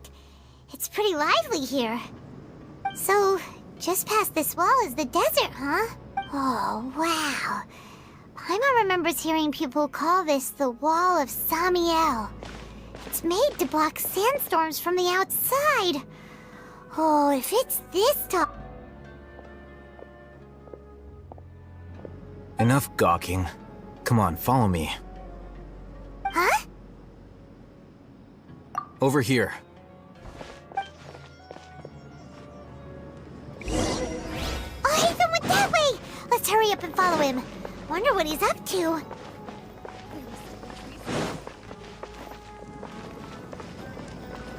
Travelers and visitors, don't miss out!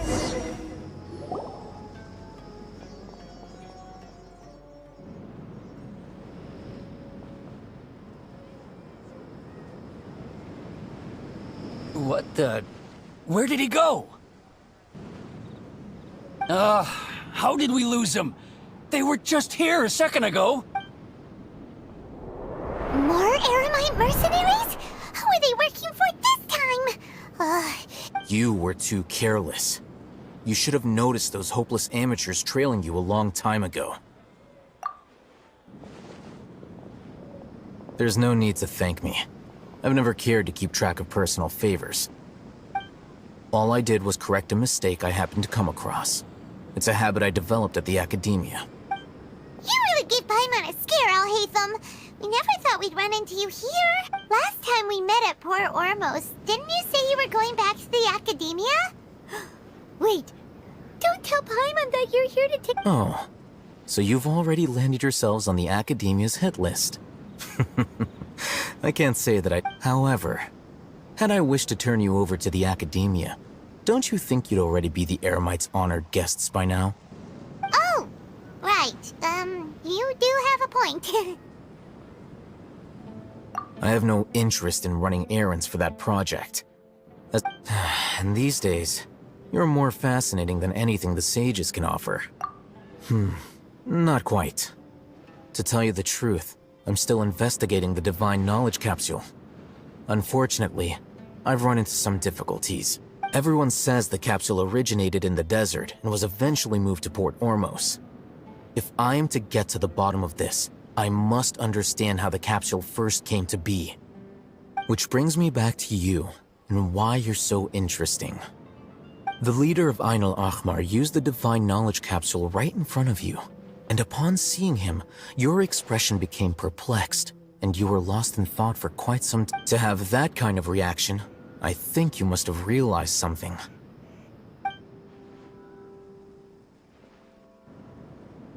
Al-Haytham, you really have a ridiculous... So that's your answer. But that does prove you do have some... No matter. Rather than simply learning the answers from you, I'd still prefer to investigate on my own. That's right! We have the same plan as you! Then I'd suggest starting with Aru Village. It's the largest settlement in the desert, so it'll probably have more resources and intel than anywhere else. Well... It's always better to travel with someone you know. Let's go!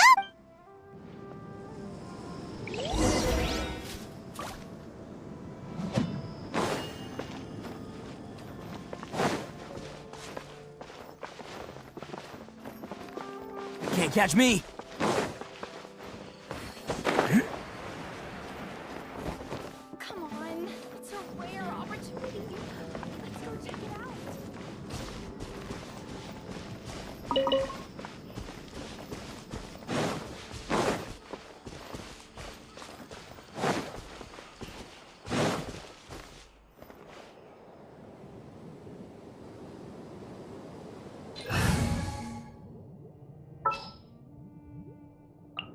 Kamisato Ayaka, present.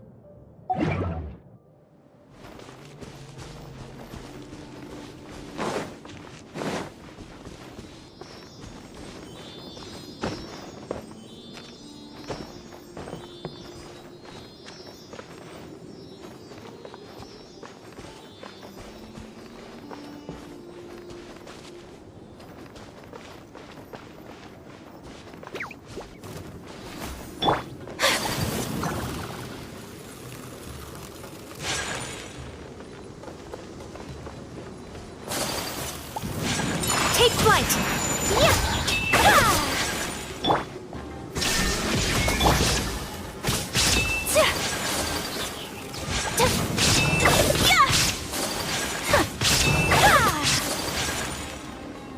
Whirling snow!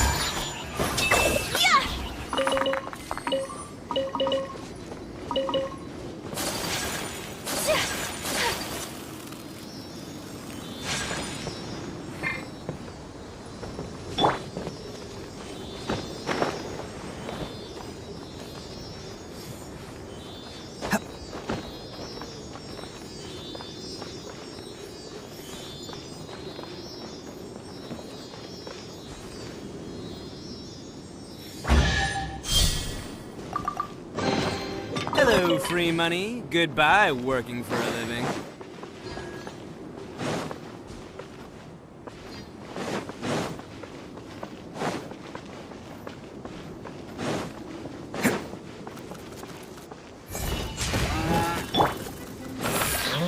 Illusion shattered!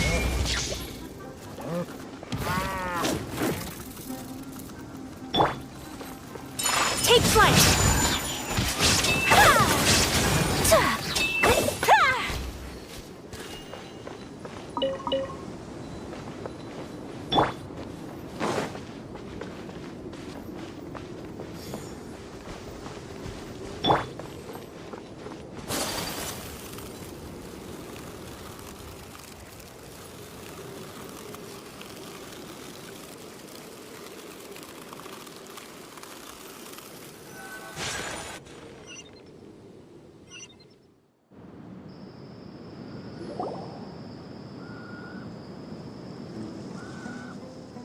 Before us lies Aru Village, the safe haven of the desert folk.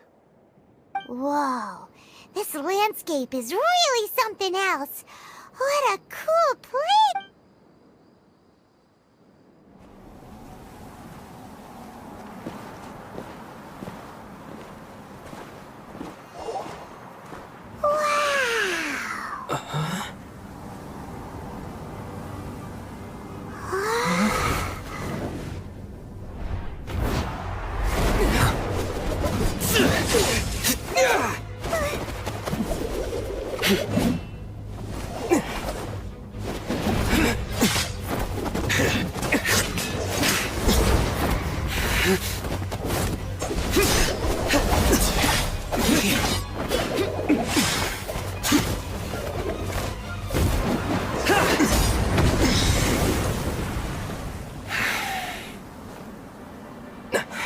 Cyno.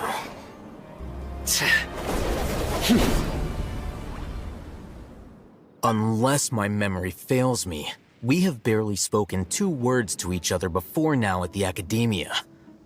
Would you care to enlighten me as to when and how I invited the General Mahamatra's wrath? Oh, Haytham. Do not think you can escape my judgment, just because you managed to escape my attack. Judgment? So that's how you'd characterize your actions here, is it? Or would elimination perhaps be a more accurate description?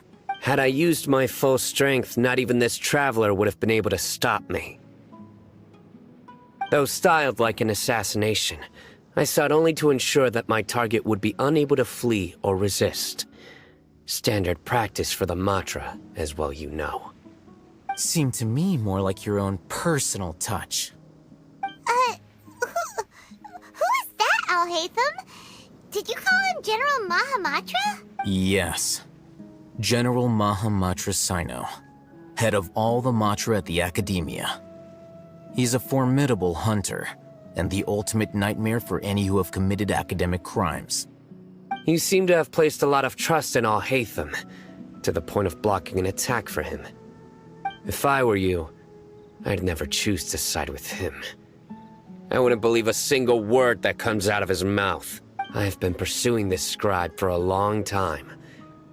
I urge you, stand back and do not seek to defend him any longer. Otherwise, there will be consequences. Has Alhaitham done something wrong? Paimon doesn't think he's as bad as you've made him out to be. I won't waste my breath explaining things. Alhaitham, I saw it during our fight. Take it out. The divine knowledge capsule you're hiding on your person. Unless you want me to retrieve it for myself. Very perceptive of you.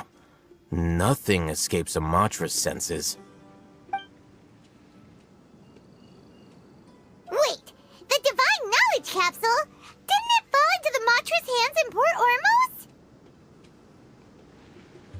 No wonder you speak with such confidence, Cyno. But I must admit, I'm very curious. What does this capsule mean to you? And why, as General Mahamatra of the Academia, are you all alone in the desert? As far as I'm aware, the other Matra have been speculating about your disappearance. Have you been given a mission that's, let's say, morally dubious? If I was the real target of your mission, what was stopping you from simply using your authority and resources to judge me within the walls of the Academia?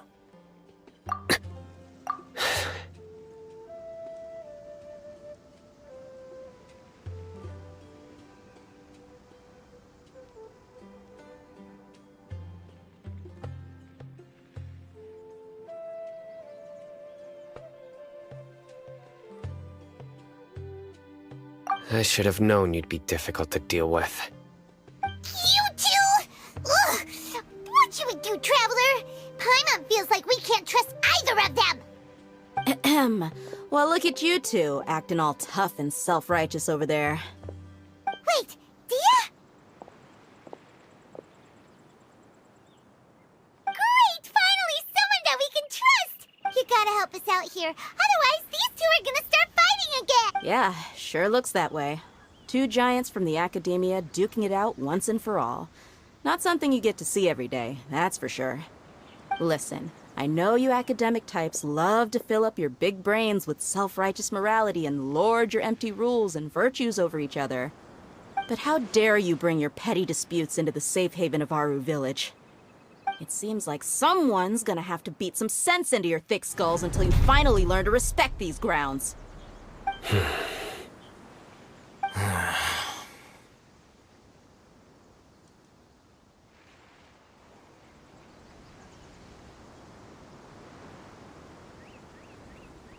Hey, did either of you hear a word I just said?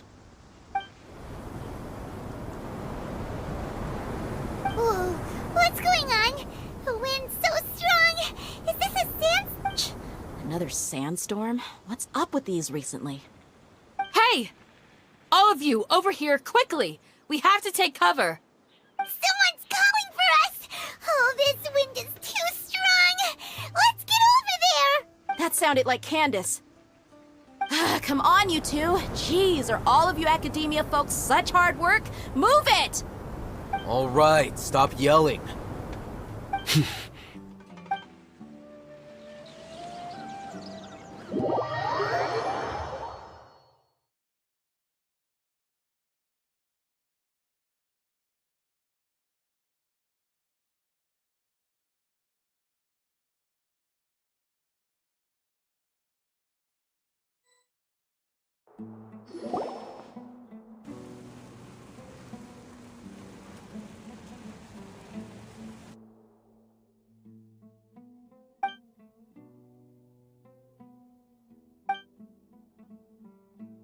Well, this is pretty awkward. Hey, wanna play sardines with three people who wanna tear each other limb from limb? Sure, why not? Sounds fun. The air is so thick and heavy.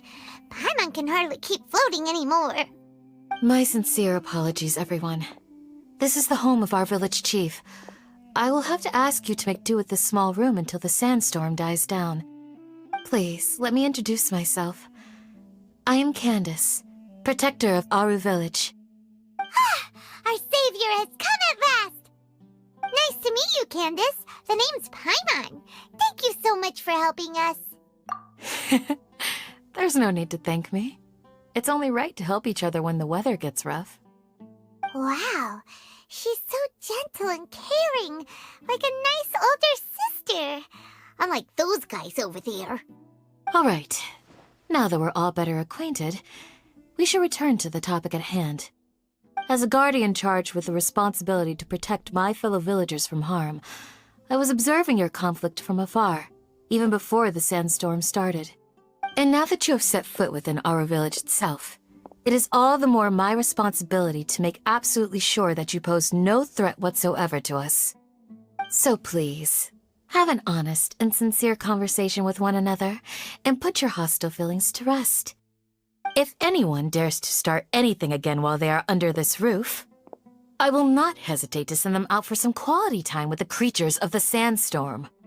Oh, on second thought, Paimon may have misjudged Candace's character. And that goes for you too, Miss Dia. Do I make myself clear? All right, we got it, Candace. That's what I like to hear. So, which of you will begin? I was supposed to be a mediator, but I might have gotten a little too involved just now. Anyway, one of those two should probably start talking. Wait, that was you trying to be a mediator? I have nothing to hide, so there's no shame in explaining myself. While Al-Haytham wasn't wrong about the other Matra not knowing my whereabouts, it's not because I've been assigned a morally dubious mission. Rather, I've chosen to exile myself. Huh? Exile? A little while ago, I discovered that there was data missing in the Academia's project planning and development files. What little they did report clearly did not match the project's actual progress. As General Mahamatra, I had the responsibility and authority to request an audit. However, to my surprise, the person responsible for the erroneous data was none other than Grand Sage Azar himself. I tried to investigate the issue myself before submitting a formal audit request, but I soon found that all leads and potential pieces of incriminating evidence were carefully concealed from me. I began to realize that they were cautious of me from the very beginning. Unsurprisingly, the Grand Sage rejected my audit request as soon as the submission reached his desk. He even said to me, "The power of the General Mahamatra is granted by the sages. You have no right to judge us." So they really are up to no good. I realized then that to the Grand Sage, the Matra are nothing more than tools for the sages to assert and maintain their control over knowledge.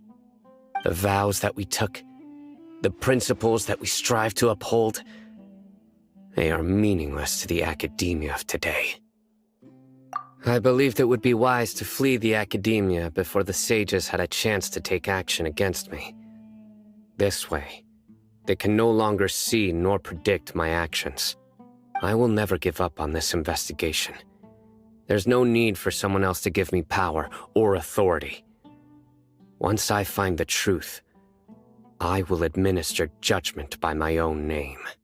Cyno seems to have the same goal as us. We're all investigating the sages.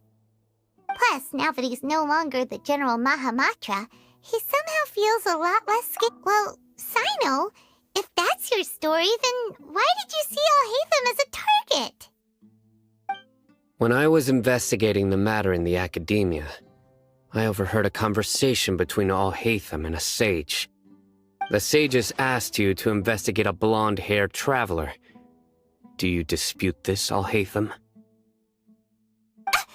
What? Like many parts of the project, this assignment was undocumented.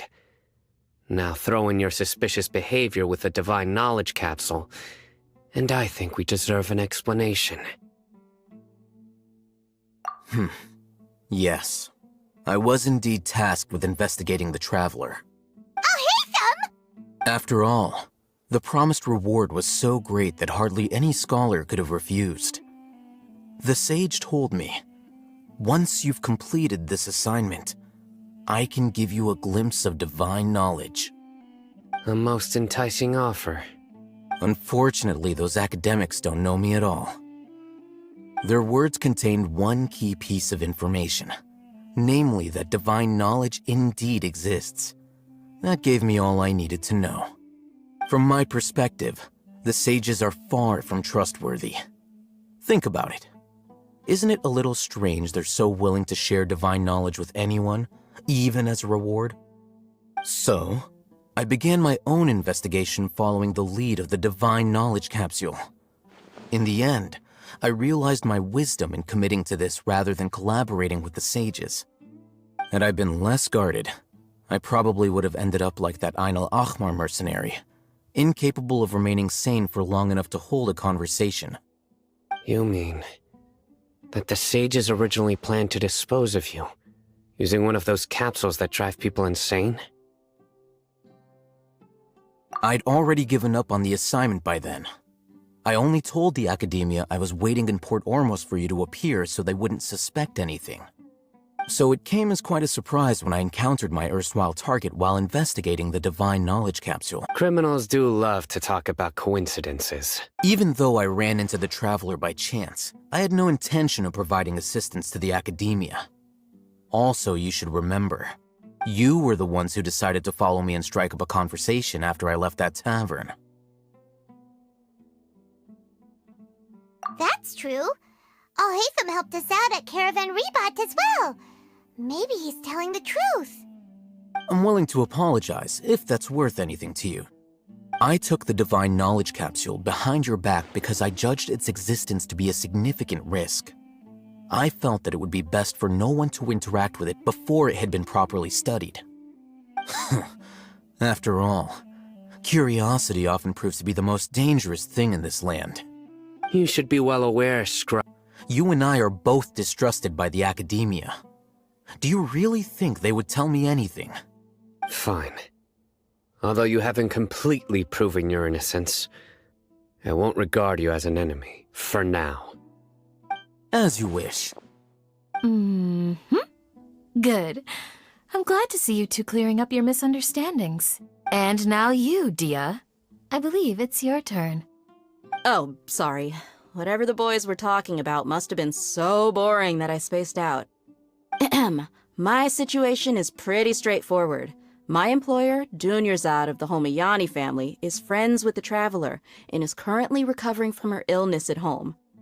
I had nothing going on, so I decided to return to Aru village for a visit. I was actually looking forward to a pretty exciting time getting back together with everyone here, but then I saw these two random guys in the middle of a pointless argument. It ticked me off, and things went downhill from there. Is that all? Well, I will admit that definitely sounds like your style. In that case, welcome back, Dia. That's more like it. I missed you all so much, Candace. Whoa! What was that sound? No need to worry. Now that you're no longer at each other's throats, please make yourselves at home. I'll take a quick trip outside to clear out some of those creatures in the sandstorm. Creatures? In the sandstorm? Fighting in a sandstorm is not for the faint-hearted. Anyone without extensive training in these conditions is at a disadvantage.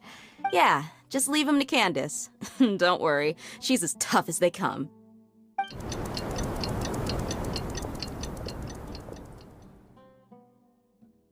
The winds died down. That means the sandstorm's over, right? Candace still isn't back yet, though. Is she alright? When you put it that way, even I'm starting to feel a little worried. All right, let's go. We've been here...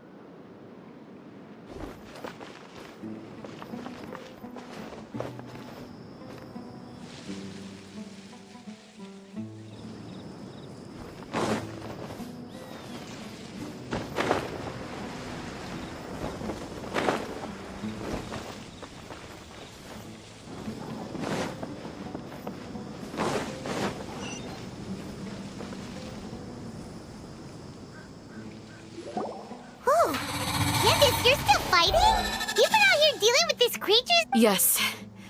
They just keep coming in waves. I've lost count of how many I've defeated. Before I realized it, even the sandstorm had stopped. Ah! Here comes another wave! Leave this round to us. I got in. It's been quite a while since I've seen the Flame Main in action. I'll leave these to you then. I'll be sure to put on a good show. Let's go!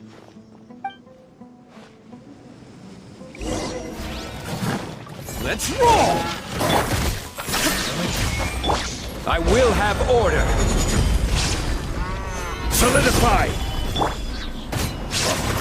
Sakura Swirl! My apologies! Inazuma shines eternal! Ha!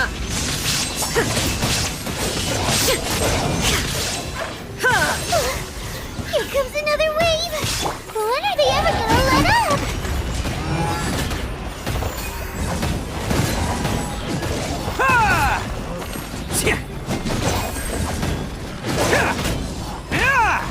Attaboy! Order guide you. The creature stopped appearing. Was that the last of them? What we fought just now was probably the aftermath of the sandstorm. So we should be safe for the time being. Well fought, everyone. No injuries, I hope. Huh? Who are you? Ah, my apologies. I haven't had a chance to greet you yet. I had my hands full taking care of the village's elderly and children. I am the chief of Aru Village. Everyone usually calls me Uncle Anpu. Sir, I am also originally from the desert, but I have not been back for some time now. May I ask if such sandstorms are common? I can't say they've always been common, but recently the storms have become increasingly severe and frequent. Besides sandstorms, we also occasionally get earthquakes. Another effect of Irminsul's withering. So, Irminsul's withering causes withering zones in the forest, and sandstorms and earthquakes here in the desert? Everything in the natural world is inextricably connected to Irminsul.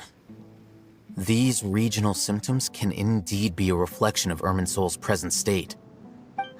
Everyone in Aru Village needs to take good care of themselves. Speaking of which, why haven't I seen a single village keeper since I got here? Village keeper? Who are they? Village... Does your curiosity know no bounds? Village Keeper is how Aru Village refers to mad scholars exiled here by the Academia. Most of them are scholars who lost their sanity. After a period, the Academia believes that their crazed mutterings may... Alas, that's exactly what we've been trying to investigate.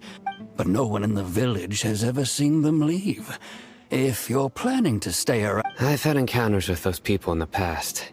The Matra are the ones responsible for their exile.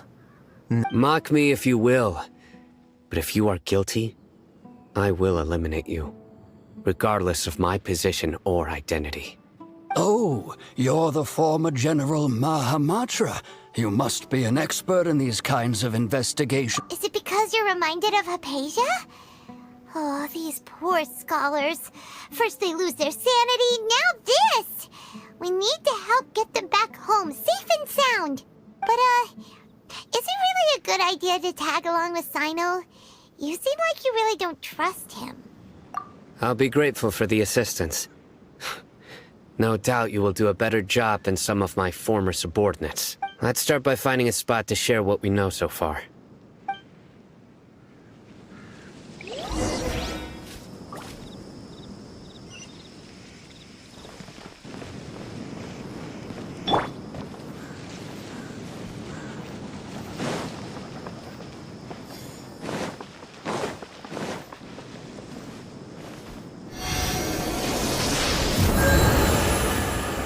Catch me!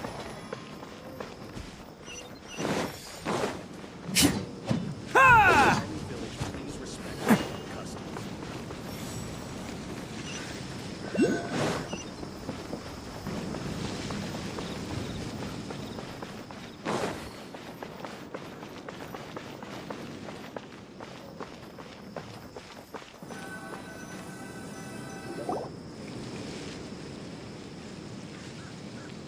Although I've sent myself into exile, I'm still doing essentially the same things as before.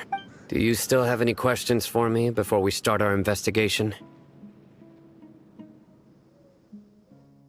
One of my former subordinates told me that this title has its origins in a strange incident. The Academia has long exiled mad scholars to Aru Village. A mysterious phenomenon exists here. When mad scholars first arrive, they are as incoherent and deranged.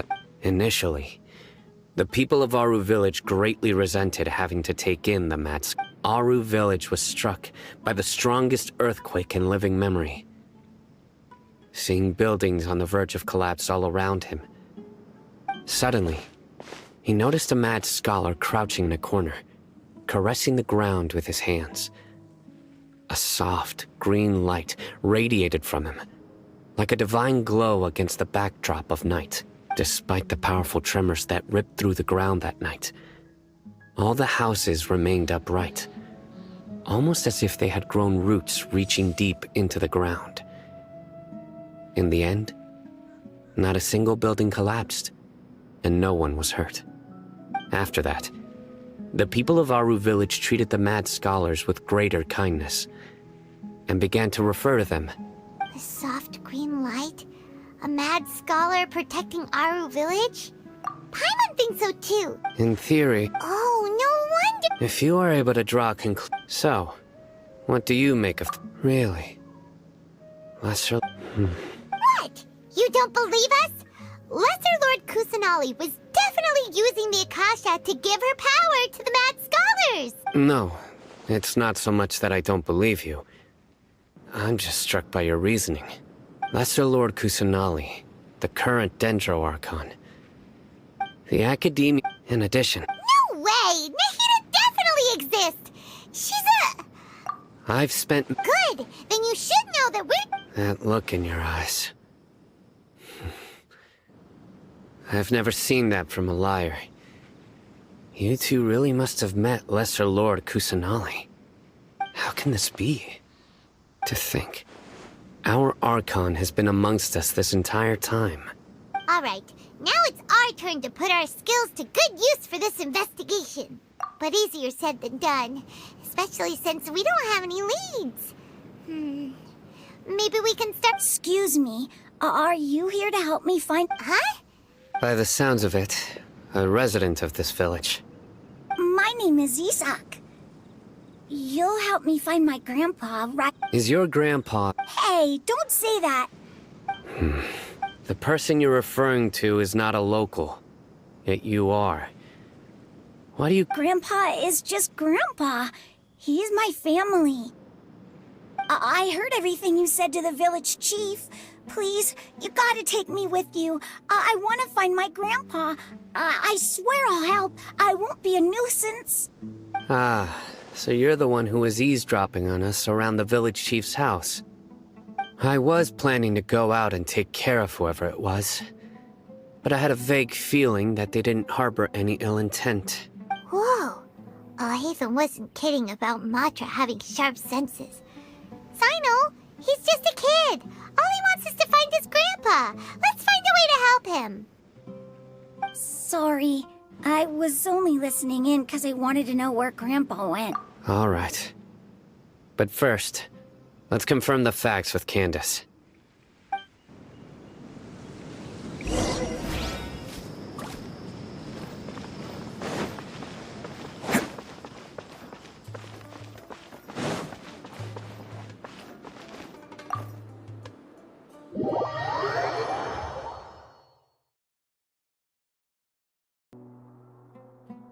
Cyno is super vigilant. Is this what all the Matra are like? Ah, you're back already. We just wanted to confirm something with you. Do you know a boy by the name of Isak? I had a feeling he'd go looking for you. Huh? You knew this would happen? Yes. Although he tried his best to stay hidden, I still noticed him eavesdropping outside the window. He really wants to get his grandfather back. Isak's parents were both Aramite mercenaries who rarely returned to the village after finding employment in the city. He was raised by his grandfather. Unfortunately, it was only a few years before his grandpa passed away. Isak was still very young at the time, so various families in the village took turns caring for him so he could survive. Later, an elderly mad scholar arrived at the village. Isak thought the scholar bore a striking resemblance to... However, this one summer night, the so Grandpa walked up to Isak and patted him on the head. He even took Isak to the entrance of the village, where he patiently taught the boy the names of the stars, and accompanied Isak until he fell asleep. The next morning, Isak woke up and wanted to go find his grandpa again. It's said that those who saw the scholar claimed Isak was thrilled that his grandpa was able to All this somehow just makes Paimon feel really sad. Perhaps. It's also my reason for fighting. I must continue to protect this land.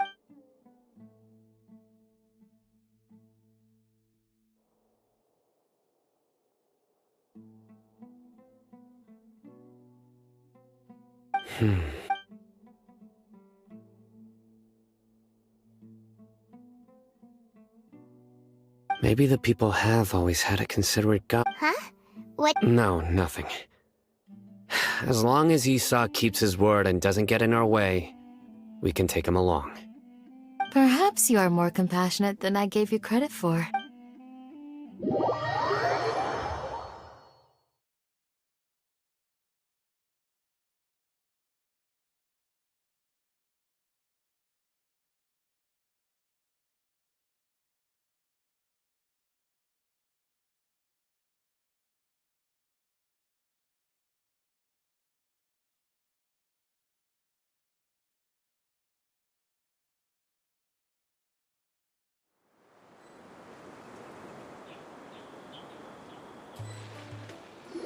Hey, Isak!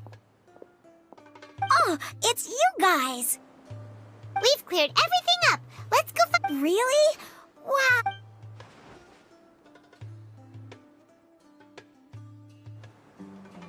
Yeah! All right.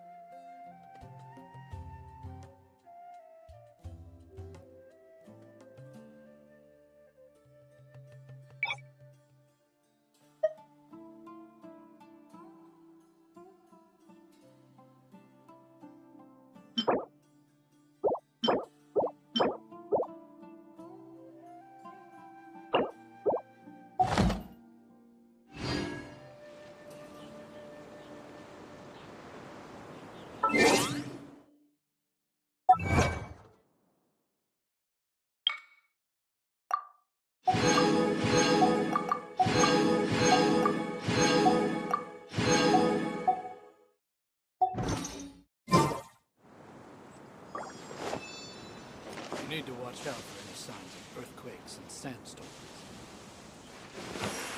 Grandma, is the Scarlet King really gonna come back from the dead? It's all a bunch of nonsense.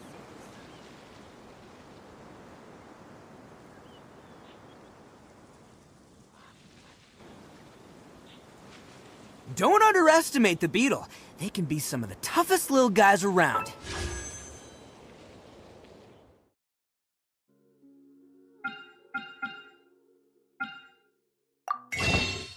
Yes, you can.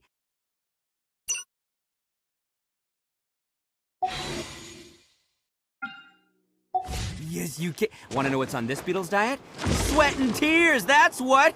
That's how it gets stronger! I think we can all learn something from that. You need to watch out. Oh,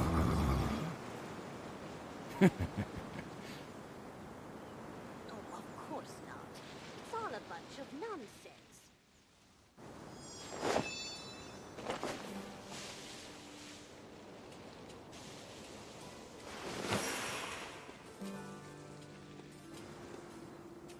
You need to watch out. I hope I can be as cool as Candace one day. Join the Airlines. Embrace a wonderful new life. Bam!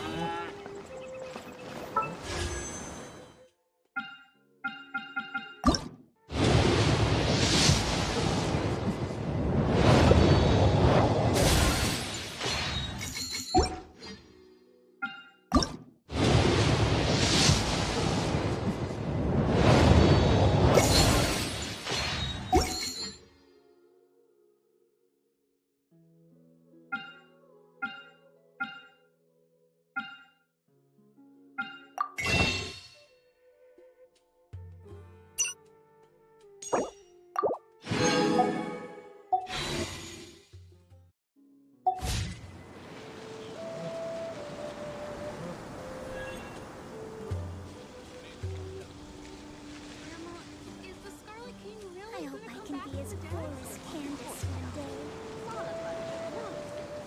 Arataki numero uno ito here in the flesh. Ha ha!